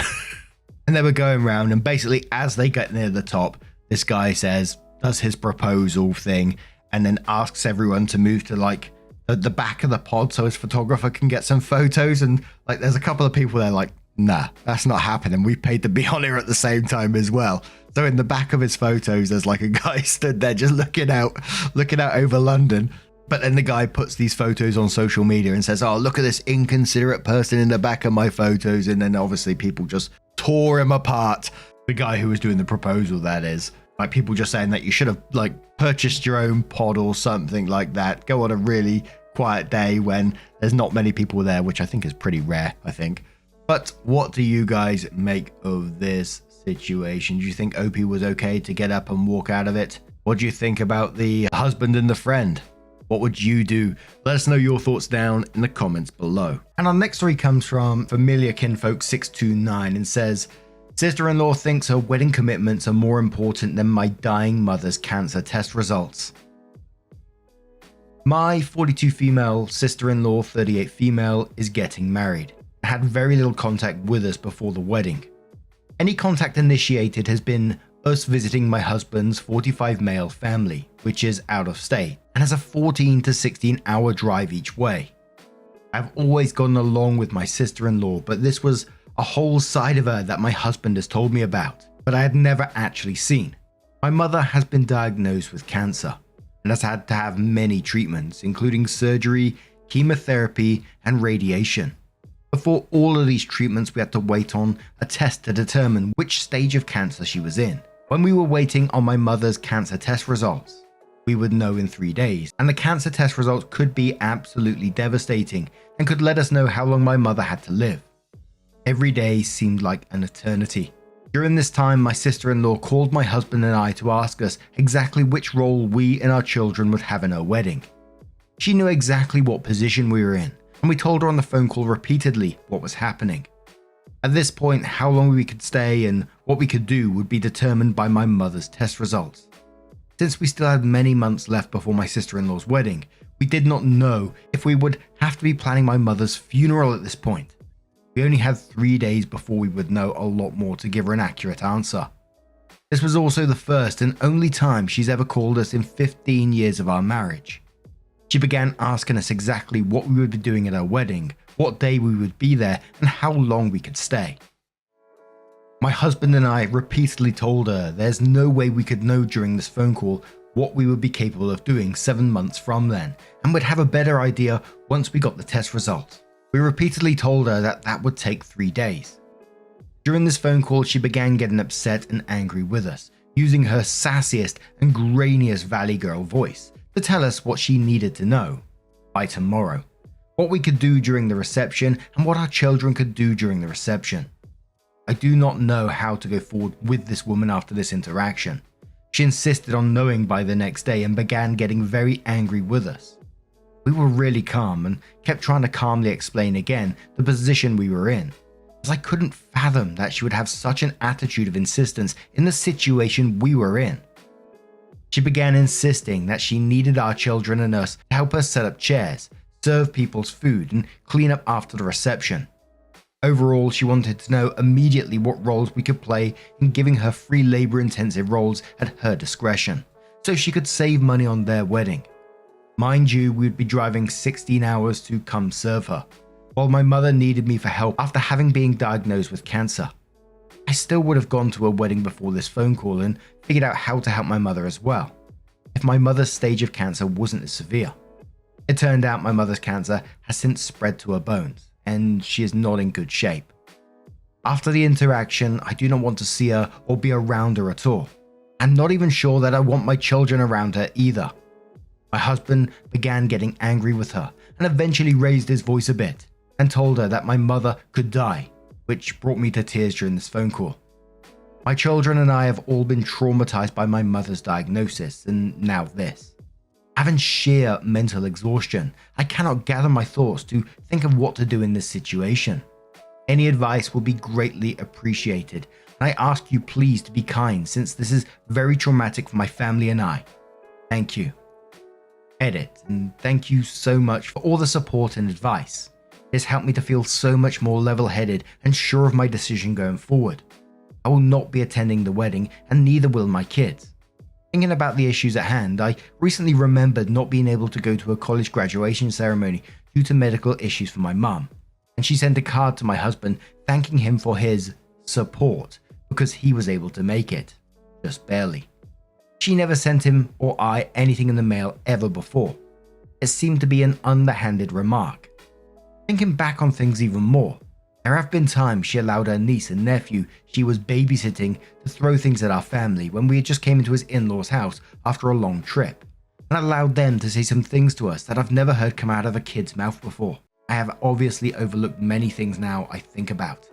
And we can already see that OP's got the advice of the comments and seems to be taking that on board, which we'll cover a few of those comments in a moment. But yeah, this just doesn't seem like someone that I would like to call family either. I'm just trying to put myself in your shoes, OP, and imagine someone came up to me when one of my family members was going through their cancer diagnosis and treatment, etc., and I'd be telling them to fuck right off. I understand that their wedding is important to them, but to have no empathy for your situation and what you're going through, what your family is going through, what your mother's going through is just unforgivable for me. Dealing with cancer and care and the treatments, and I know it's different for different types of cancers, but it is absolutely draining for everyone around it as well. Not just physically helping with the appointments and the care, etc., but mentally as well. With my dad particularly, I can remember being absolutely exhausted, always thinking about what he might be worried about. So for her to treat you this way is absolutely unforgivable. I wouldn't be going to that wedding at all, I can tell you that right now.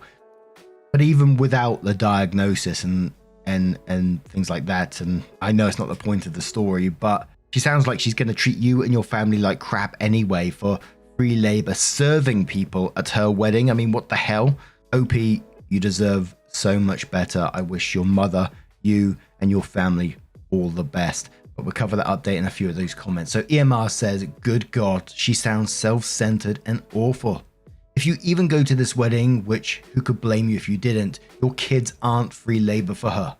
Opie says, okay, so I'm not alone in my feelings of shock at her behavior. This is good to know. My children will not be serving guests or used as free labor. I'm sure of that. I do not want to go to the monster-in-law's wedding at all. Primary criticism replies to OP and says at this point I'd send her a text or an email like this. Sister-in-law, I've had a few days to think about it, and I've decided I'm not coming to your wedding. Your behavior and lack of compassion towards my mother's health issues and her dying made me realize I don't like you. I don't actually want to see you or support you. I'd wish you the best, but I'd be lying.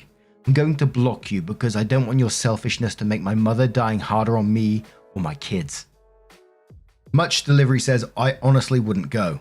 Save yourself and your family the stress.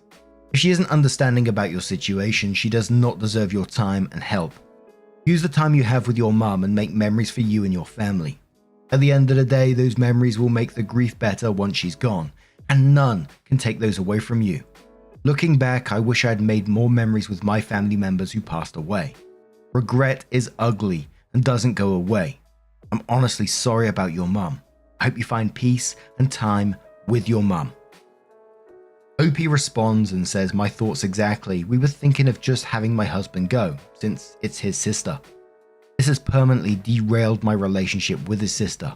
I can't believe I have to even think about this right now. And one more comment from Blame the Larder who says, first, I'm very sorry about the news of your mother's health. Second, sister-in-law is acting horrible, and I'm sorry that you have to deal with it. Her behavior is abhorrent at best. Based on your post, her actions seem somewhat pushy and predatory. I'm icked out. Personally, this would be it for me. Husband could deal with his sister any way he wants, but she wouldn't be around me, my children, or in my house. Her behavior indicates she doesn't care about any of you. To her, you don't exist as people. You are just set pieces in the stage production of her life. OP says, you are so very accurate. Wow, you hit the nail on the head 100%.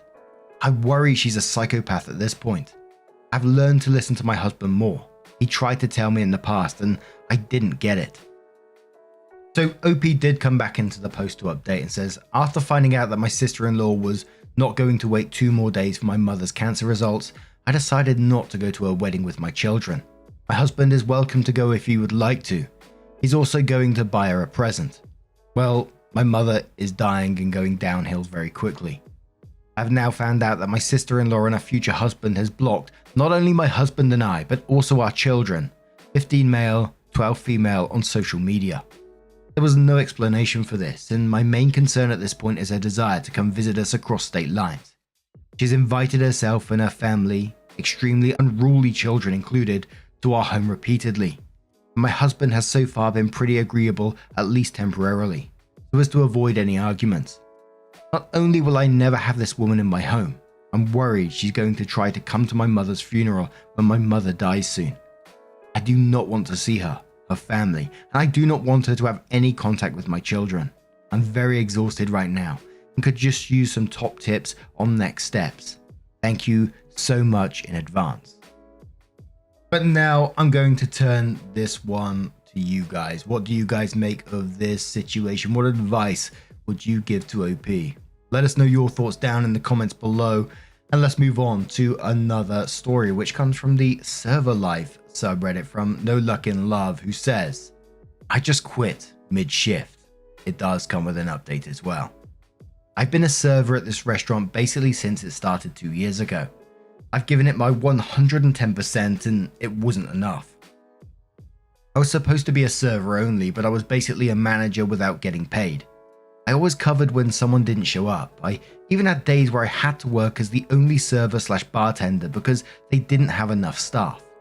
Then he started hiring way too many people and I was consistently stuck with the worst shifts.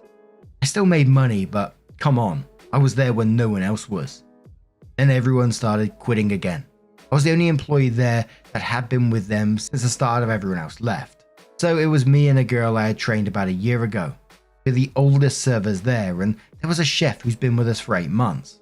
The only staff he had managed to consistently keep. The boss came in furious and started berating us like he was doing us a favor, keeping the place open when we had to kiss his feet because of it. He started thanking us for being with him the longest, to saying we were shit at our job. Then he promoted a new server who, to that day, a couple of minutes before he came in, was asking me how to make some drinks and needed help closing a tab. That was the last straw. I just stood up and quit. I still can't believe it. So there were some relevant comments on this one. Someone said either the boss is under extreme distress and projecting it out on you guys, or boss is really bad at their job. OP says he's just a rich dude who's never there. It probably hurt his ego that 90% of his staff quit in the last 3 weeks. It's the only explanation I can think of.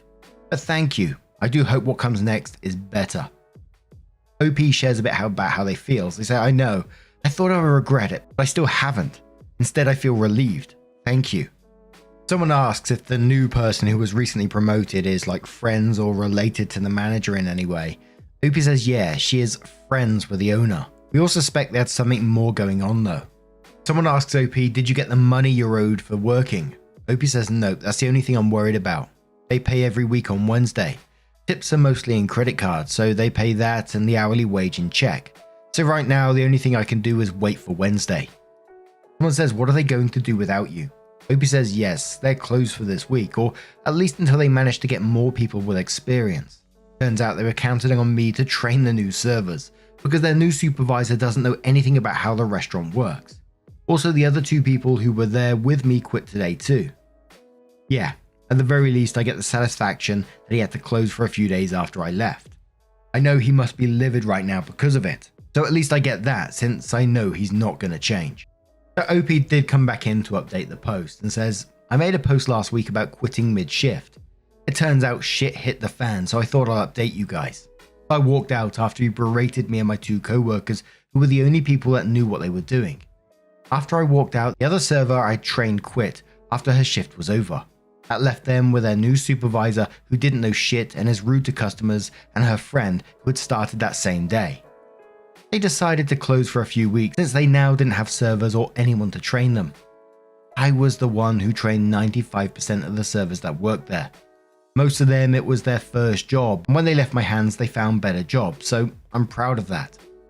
Come Wednesday when I was supposed to pick up my check, they were closed, so I called them. Didn't pick up the first 3 times. Sent a text they didn't reply until late at night that we should come to the restaurant Thursday. On Thursday he told us that there was money missing from last week and he wouldn't pay us until we knew what happened to the money and threatened to go to the police. We said he should check the security cameras and we didn't take anything. Still, he didn't want to pay us and told us to wait till Friday, so we did. Friday he made us wait in his office for an hour before telling us to come to the restaurant because he was there. We went to the restaurant where he was talking to his new staff. There, he berated us again in front of his new staff, saying we didn't manage to close him down because he already had new employees. I said, seems to me like you are closed, but okay. He was mad and talked shit for a while before giving us our checks and threatening to sue because we closed him down for a few weeks. The irony. As of now, he still hasn't done anything, but I guess I will update if something does happen. I already contacted a lawyer just in case this all keeps going to shit. Someone questions OP and said, "Did you say anything?" OP said, "I wanted to say a lot of things, but just standing there and looking like I didn't care made him even madder. He just kept raising his voice and I just smiled, enjoying his distress." Someone says he's just making empty threats. OP says, "Yeah, that's what I think too. I'm sure he wouldn't do anything. If he wants it to get ugly, I know a lot of shit about that place. So if I'm going down, he's going with me." Someone says, "No way the new people are going to last long, right?" OP says, "I could see in their faces they weren't going to last long. The manager just hid in the kitchen. The new employees were there speechless. I was listening and acting like I didn't care, and he was just about to explode. If they didn't quit after that, I wish them luck." Someone says, "Depending on your state, he legally could have been required to pay you in 24 hours, and you could escalate this." OP says, "I already have my money. If I can just forget about him and move on, I'd prefer to do that. He's a rich dude with a lot of influence around here, so I prefer not to deal with him anymore." What an idiot. So you get some new staff members and then you start talking shit to your old employees in front of them. Wow, I can just see that business going down fast. There was a comment below this one who says, "Remember that episode of Gordon Ramsay's Kitchen Nightmare, Amy's Bakery?" Just jumping in here, if you haven't seen that, check it out on YouTube if you can find it. They had this giant restaurant with what looks like good equipment, but Amy, the chef, couldn't cook, and her husband didn't know how to run a restaurant, but they must have dumped 6 figures into this operation. I think people were saying he was part of some sort of mafia and was using shady money in an attempt to launder some of it as a restaurant. The OP's boss sounds like that, like he made his money elsewhere and decided he was going to throw some good money into a restaurant. And you know, as I was reading that, I could actually picture that happening. Not the money laundering side of things, but just like the running the restaurant without any clue. I mean, that is pretty much the gist of Gordon Ramsay's Kitchen Nightmares anyway. Gordon comes in, shouts at the boss a bit, and hopefully it might work out. Sometimes it doesn't. I do love to watch it. We used to get a lot of like servers stories on these subreddits. You don't see them so much anymore. And I used to love the comments that we get because quite a few people have had jobs as servers at some point, and hearing their experience as well, you know, was just absolutely crazy sometimes, dealing with some of these shitty customers, shitty bosses. It's wild, man. But now I'm going to turn this story to you guys. What do you guys make of this situation? Let me know your thoughts down in the comments below. And let's move on to another story from Beautiful Explorer 363 from the Am I the Arsehole subreddit. Doesn't have an update as yet, but says, "Am I the arsehole for picking a revealing bridesmaid's dress in order to get one of my bridesmaids to drop? So this has been a long thing coming. My soon-to-be husband has a sister, let's call her Mia. Now Mia and I do not click very well. I am polite, but I wouldn't say we were friends. I felt I was forced by his family to make her a bridesmaid or she will be sad. I'm going to be blunt. Mia is fat and very insecure about it. This has led to bridesmaid dresses shopping to be a nightmare. Never could find something she wants, and all the other bridesmaids and me liking it. So I gave everyone 2 options to vote on. Option 1 was getting a dress that can be styled multiple ways, or picking from a collection so everyone matches, but they will need to pay for it. Option 2 was I will buy everyone's dress, but I choose the dress and my decision is final. My 5 bridesmaids voted and option 2 won. So I picked out a blue strapless dress with a mini slit. I really like it and I knew Mia would have an issue with it. I sent a picture to all the bridesmaids and confirming the right size before I ordered it. This is where it blew up. Mia was pissed I picked a revealing dress. This resulted in an argument where she thinks I'm a huge jerk. I told her she can step down if she has issues with the dress. She tried to get family on her side, but everyone knows I gave them the options and had watched me struggle to find something everyone wants. Edit. She voted for the option where I pay for the dress. I truly didn't ask her since her and mother-in-law announced she was one of my bridesmaids at a family gathering. The only way to keep the peace with the whole family was basically giving her what she wanted. I also have gone to 4 different shops to find a dress for everyone. And we're starting in the comments with Certain Chemistry, who says, going against the grain, I say not the arsehole. The arsehole here is mother-in-law and Mia. Mother-in-law for announcing Mia as a bridesmaid, Mia for being difficult. I'm fat and if I don't fit the same dress as everyone else, I'd have voted for buying my own from a collection. Mia could still ask for this if you're willing to compromise again.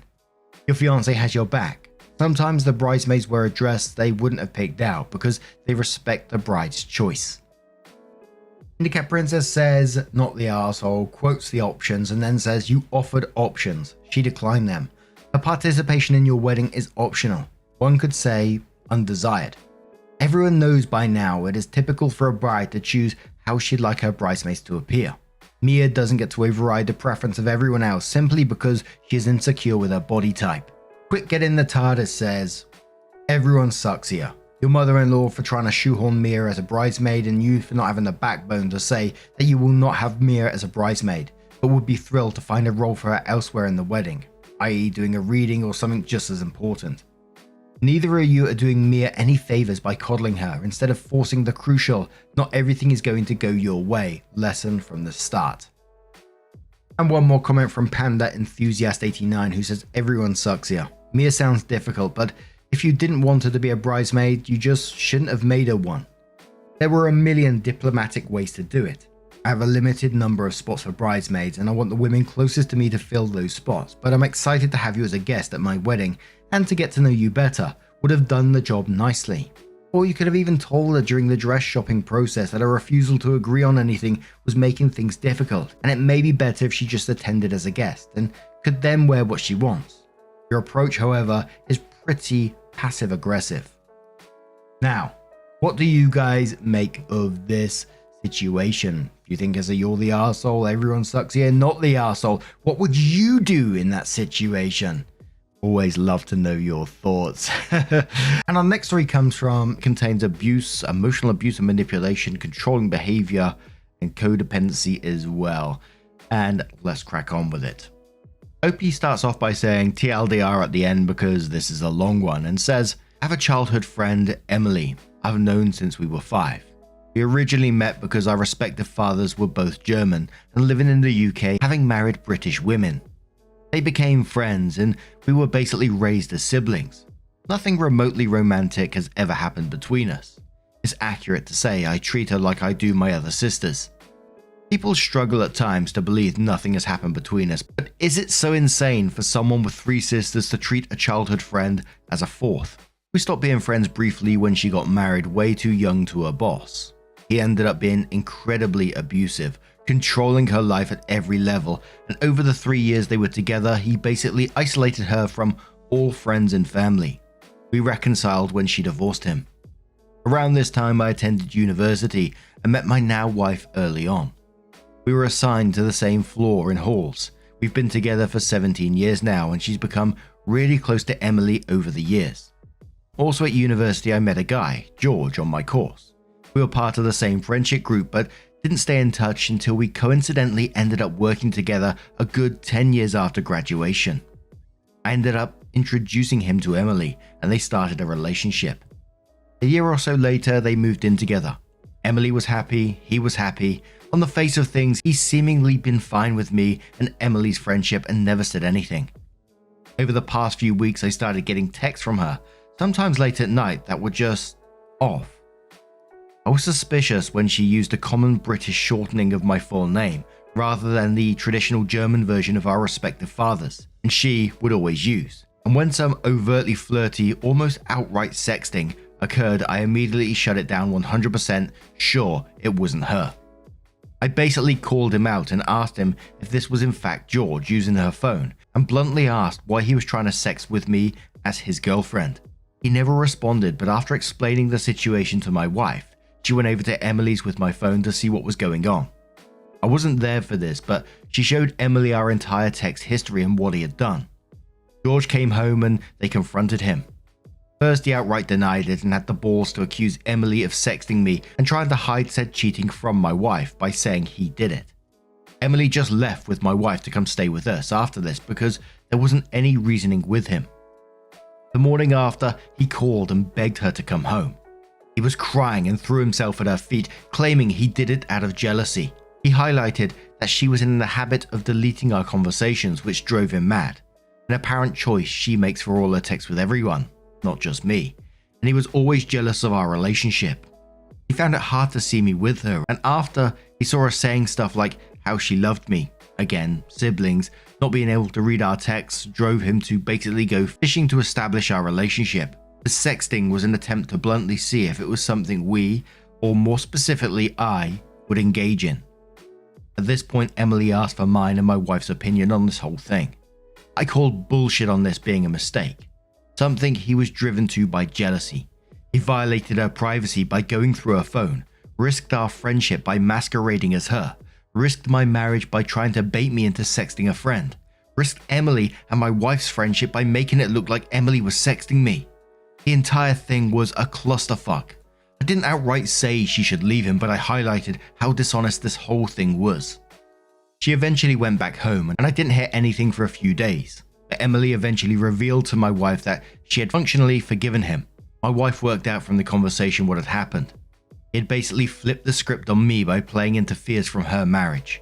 He described me as another controlling male trying to dictate who she had a relationship with. He encouraged her to make her own decision. Not bad advice in theory, but she had to ignore me because I didn't have her best interest at heart. I was controlling her like her ex. My wife quietly pointed out he was in fact being like her ex, not me. He was driving a wedge between her and family. At this point, Emily just gave up, said she couldn't win, couldn't decide between the man she loves and her brother, so fuck it. Let's pretend it never happened. We haven't really spoken since. Apparently part of forgetting this ever happened is also given into his worries about our friendship. Every time I try to bring up what he did, I've either been ignored or told to stay out of it. Honestly, this pisses me off that he's gotten exactly what he wanted. He stopped us talking. I know I can't force her to break up with him, but it's seemingly a catch-22. I can't push her to make a decision about what he did whilst he's got her convinced I'm controlling her. I rarely see George at work, and he's rightly kept the fuck away from me. I was tempted to bring my sisters into this clusterfuck, tell them what happened. They love her like a sister too, and see if they can talk some sense into Emily, but that's somewhat manipulative too. So any advice here? Let shitty sleeping dogs lie. Try to get her to deal with what he did rather than sweeping it under the rug. Now, I have my own thoughts on this, but when I scroll down, the top comment on this one pretty much says something similar, so I don't want to take away from that comment, but I will give my opinion after. Danzy Relationship says, well, it's obvious Emily has an emotionally abusive boyfriend. Accusing her of cheating and isolating her from her friends are classic symptoms of emotional abuse. As you pointed out, the sad thing is that she has accepted the situation and is doing exactly what he wanted, which was to break the two of you up. Let's face it, Emily has two choices: break up with her boyfriend or go along with what he wants for the sake of the relationship. She's chosen the relationship, at least until her boyfriend does something else even more abusive to her. I understand that you feel sad about losing your childhood friend, but you have to accept it for the time being. Don't try to interfere in their relationship and don't involve your sisters. The only thing you can hope for is that Emily will finally see what George is really like and dump him, but that may take some time. Just try to hang in there. And my thoughts were very, very similar. Like, it's really sad that you're seeing your friend go through this and you want to get him out of that situation as soon as possible, because like that comment said, that they're being isolated from their friends and family, etc., manipulated into thinking that you're the one trying to break them up. And I kind of felt, which, you know, I don't know if I'm right, it's just my feelings as I'm reading these, is that if you do try to involve yourself in this situation, like before, he's just going to try and turn it around on you and go, see, this is exactly what I was talking about. He's trying to break us up. And he can do this all in the privacy of his own home, so he can manipulate his way to get his thoughts across and worm his way into Emily's mind and make it seem like he's correct in this. So like always, when we see stories like this, is that, you know, don't cut contact with Emily, leave that door open, and hopefully one day she will contact you. Maybe just let her know you're there for her. You as a family are there for her if she needs it. Then just leave that door open. But Sleepy says, in my opinion, no one is going to talk her into coming to her senses. You say that she was in a marriage already where she was abused and you didn't talk again until they got a divorce. The same thing will happen with this one. Doing anything more to try to get her to leave him will make you look like the bad guy. And honestly, I would just leave it alone. Viryu says her deleting all her texts is a common thing with victims of abuse, that she probably picked up after her abusive former marriage. Please don't resent your friend. Years with abuse normalize that shit. I think the best thing is maybe that you ignore what happened and see if you can still have some time and conversations together. Now, I actually would contact your sisters, but not in that way. I'd simply ask them to check up in a friendly way on Emily, since you might not be able to in the future. And a deleted user says, in domestic violence work, we sometimes say victims know their abusers best. It's not to say that they recognize they're being abused, but they're managing their relationship as best as they can to maintain stability, happiness, or survival. You can't force her to take a course of action that makes you happy, but you can reach out to her to reinforce that you respect her choices and will be there when she needs you. This would empower her and let her know she still has a support network. If she ever plans to leave, and when she's ready, she will, and knowing that she has support beyond her home life has a big emotional impact. So Opie comes in with her first update and says, so I followed the general advice of just leaving the entire situation alone. I agree, any interference from me or my family would be manipulative and controlling, albeit well-meaning. So I haven't really spoken to Emily since slightly before Christmas, but her mother contacted me a little after New Year to ask if I knew what was going on with her. Emily's cousin back in Germany had contacted her mother saying she had turned up on her doorstep, having flown in from the UK on the 4th, after apparently breaking up with George. According to her mother, Emily had come back to our hometown for the holidays. She brought George at some point and they ran into her ex-husband at the pub. For context, we grew up in a tiny village in the arse end of nowhere. There's literally nothing to our village but a pub, a post office, and a small supermarket. Her ex still lives where we grew up. So this is all information relayed to me via Emily's mother, but apparently at some point, George approached Emily's ex-husband and asked for some advice. George is familiar with the story of their relationship and know how controlling he was and why they divorced. Somewhat to her ex-husband's credit, he apparently refused to answer any questions and quietly approached Emily's mother to relay what he had asked. Now, this is according to him, and George denies it, but he said George asked him how to handle me in terms of my friendship with Emily. I have no idea what Emily's ex-husband's motivation was here, but they've been divorced for a decade now, and he hasn't contacted her in this time, so I'm inclined to believe it wasn't further attempts at interfering with her life. Maybe it was actually manipulation. Maybe in the decades since they've divorced, he's become a better man. Who knows? We're all inclined to believe that that is what was asked, despite George denying it, because how else would her ex-husband know he has an issue with me recently? He isn't in contact with anyone who knows about the recent issues. Also, to be honest, the ex never had an issue with me. He saw me as a child, despite me being the same age as his then wife, and constantly called me kiddo and asked how school was. It would be a very specific shot in the dark on his part to assume George had an issue with me without George saying so himself. So, her mother told Emily what George had tried to do, and pointed out that her boyfriend is now trying to emulate her ex-boyfriend's behavior and encouraged her to confront him over this, and also what happened over the last month, rather than ignoring it. Nobody was privy to the discussion they had, but he left sometime after it to return to their shared home, and she stayed with her mother saying they had broken up. She stayed with her mother until the day after, where she, without any warning, left for Germany. The cousin she's staying with assures us she's relatively fine. She's just overwhelmed and embarrassed she'd let this happen again. She couldn't handle being where she might run into either ex, so staying with her mother was off the table, and she just ran somewhere far, but safe. I still haven't spoken to Emily. I sent her a message with some condolences and reassurance she will always have a home here in the UK. I've decided to continue to give her space while making it clear I am there for her. She hasn't responded, but I assume this is just out of awkwardness over what happened and how technically George was once my friend. He hasn't spoken to me either, and I haven't seen him at work at all. So yeah, not a happy ending per se. It shouldn't have taken her abusive ex getting involved for a resolution, but as people predicted, George was being abusive and he would repeat that behavior. I suppose it was relatively painless that he showed his true colours so emphatically without much further abuse. This could have dragged on. Thanks for the advice. Me staying out of it didn't make this any easier for her, but it probably avoided making it worse. We do have another update in a moment, but that guy going for advice from her previous abuser That's dark, isn't it? But a couple more comments before we do get into that update. Alt Elocution says, I'm still just blown that the ex told the mum. I mean, that sounds like some serious growth. Or he was just like, fuck that dude. I didn't get the controller, neither do you.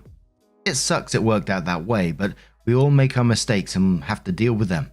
Hopefully she gets over her awkwardness once things settle more.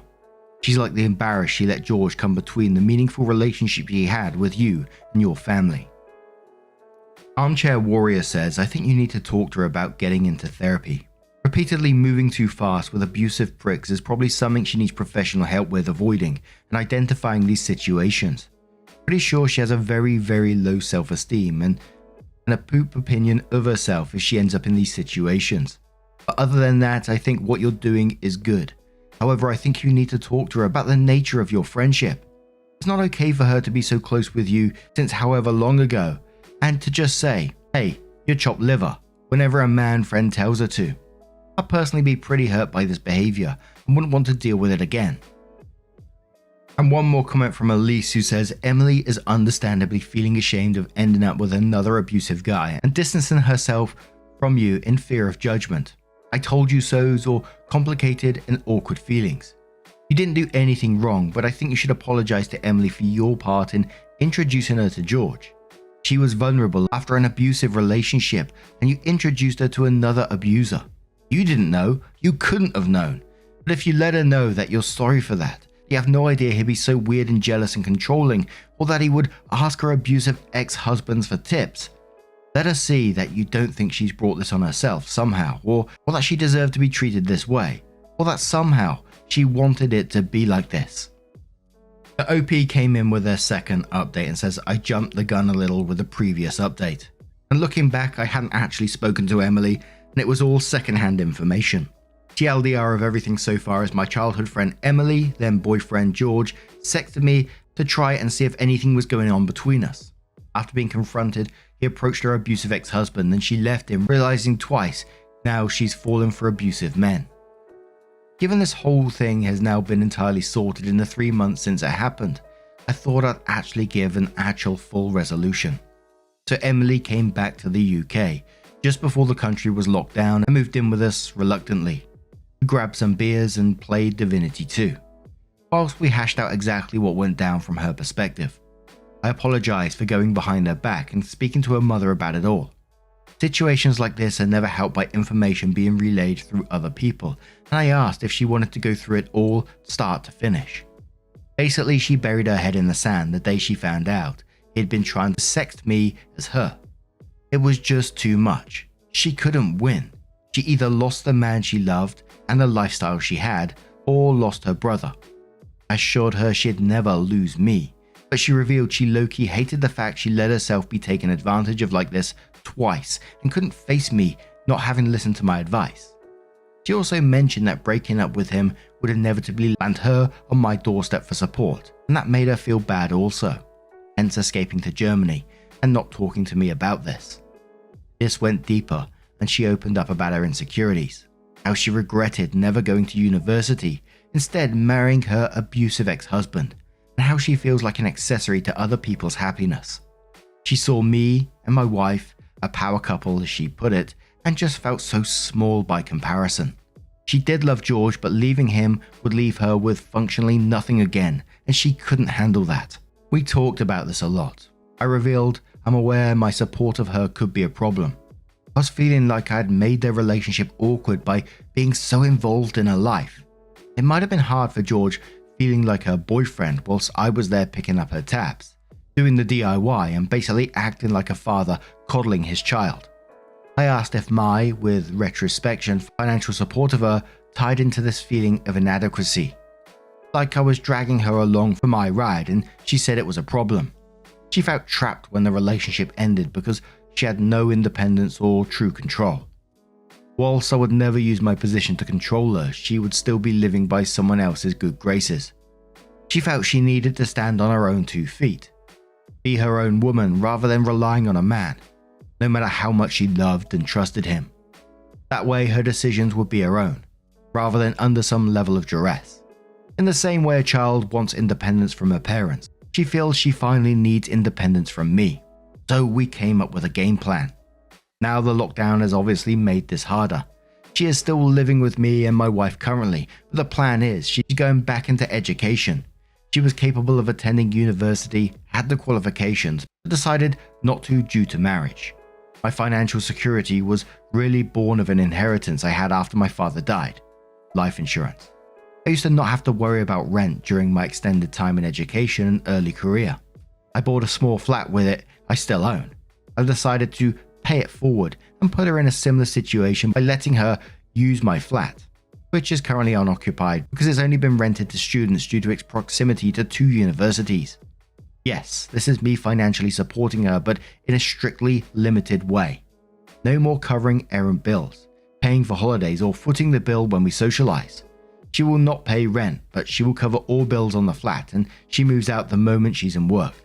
She didn't love the idea of me owning her home, but I called it my last act as that guy in her life. The pseudo brother, father / sugar daddy / best friend. After this, we'll just be independent siblings and best friends. She will be moving soon. We'll need her room after all, since my wife is now 5 months pregnant. Turns out she's been pregnant since late December, and all this started. As for George, he swears up and down he never asked the ex-husband to handle me. He claims he asked how to be fine with me. It wasn't seeking advice how to deal with me. It was seeking advice how to be fine with me the way her ex-husband was. Could be true, who knows. It's irrelevant ultimately. Though we recently found out George moved a girlfriend into the house him and Emily used to share, and here's the kicker. It's a long-time friend. Emily is fairly certain he never cheated on her, but she laughed out loud when she found out he's romantically living together with a longtime friend 3 months after the breakup. The dude's insecurity was likely born of his own feelings for a friend. He was getting close with a girl he was friends with, so he projected that onto me and Emily. Edit. Just to clarify, because this paints a picture I don't intend, I don't pay all of Emily's bills, nor for her stuff and holidays. She doesn't want independence from me specifically, she wants independence full stop. She went from her parents to her now ex-husband and then spent about a decade living paycheck to paycheck before meeting George and living largely off his money. She has no real qualifications and her current line of work has limited prospects. The things I do for her come in 2 categories, and the lack of clarity between the one-offs and the consistent things made it look like I pay for her entire world. Firstly, there's the trivial stuff I do consistently that I'm stopping as a massive overreaction to George. Logically, it's fine that a brother and his wife do these things for his sister, but they weirdly make her uncomfortable, and it's obviously made her ex uncomfortable. Stuff like I've done the odd bit of DIY, specifically fixing a vacuum, which isn't insane given I work in R&D for a vacuum brand, and I pay for her drinks and stuff if we socialize. I'm stopping all that trivial levels of support largely at her request to ease her discomfort at being subsidized by me. It's a pride thing. This might also help with any jealous boyfriends wrongly assuming because I pay for a cinema ticket along with my wife was secretly Mormon. The second category were the big one-off things like paying that bill or buying plane tickets. Things I did in a crisis and/or out of extreme generosity once. She wants to be able to be safe during shit like COVID without needing to live with me. She wants to be able to break up with a guy and be okay alone rather than crashing here. She wants to be able to fuck up a meter reading on her electricity and weather the silly bill that comes without me paying it. That happened once. I'm not going to stop doing these things entirely. An emergency is an emergency. We won't let her come to any harm. But instead, we're going to try and make it that she doesn't need me to do these things via an education and hopefully a better job. So yeah, I don't pay for her entire life. I just muddled some big things I've done in an emergency in with some trivial brotherly support. And that was the last post from the OP, but now I'm going to turn this one to you guys. What do you guys make of this situation? A lot of people still suggesting therapy, etc., but what do you think? Let us know your thoughts down in the comments below. And just a huge thank you from the bottom of my heart for getting involved in today's stories. Your love, your support, your time always means the absolute world to me. So thank you so much, and hopefully I'll see you in the next one. Take care and much love.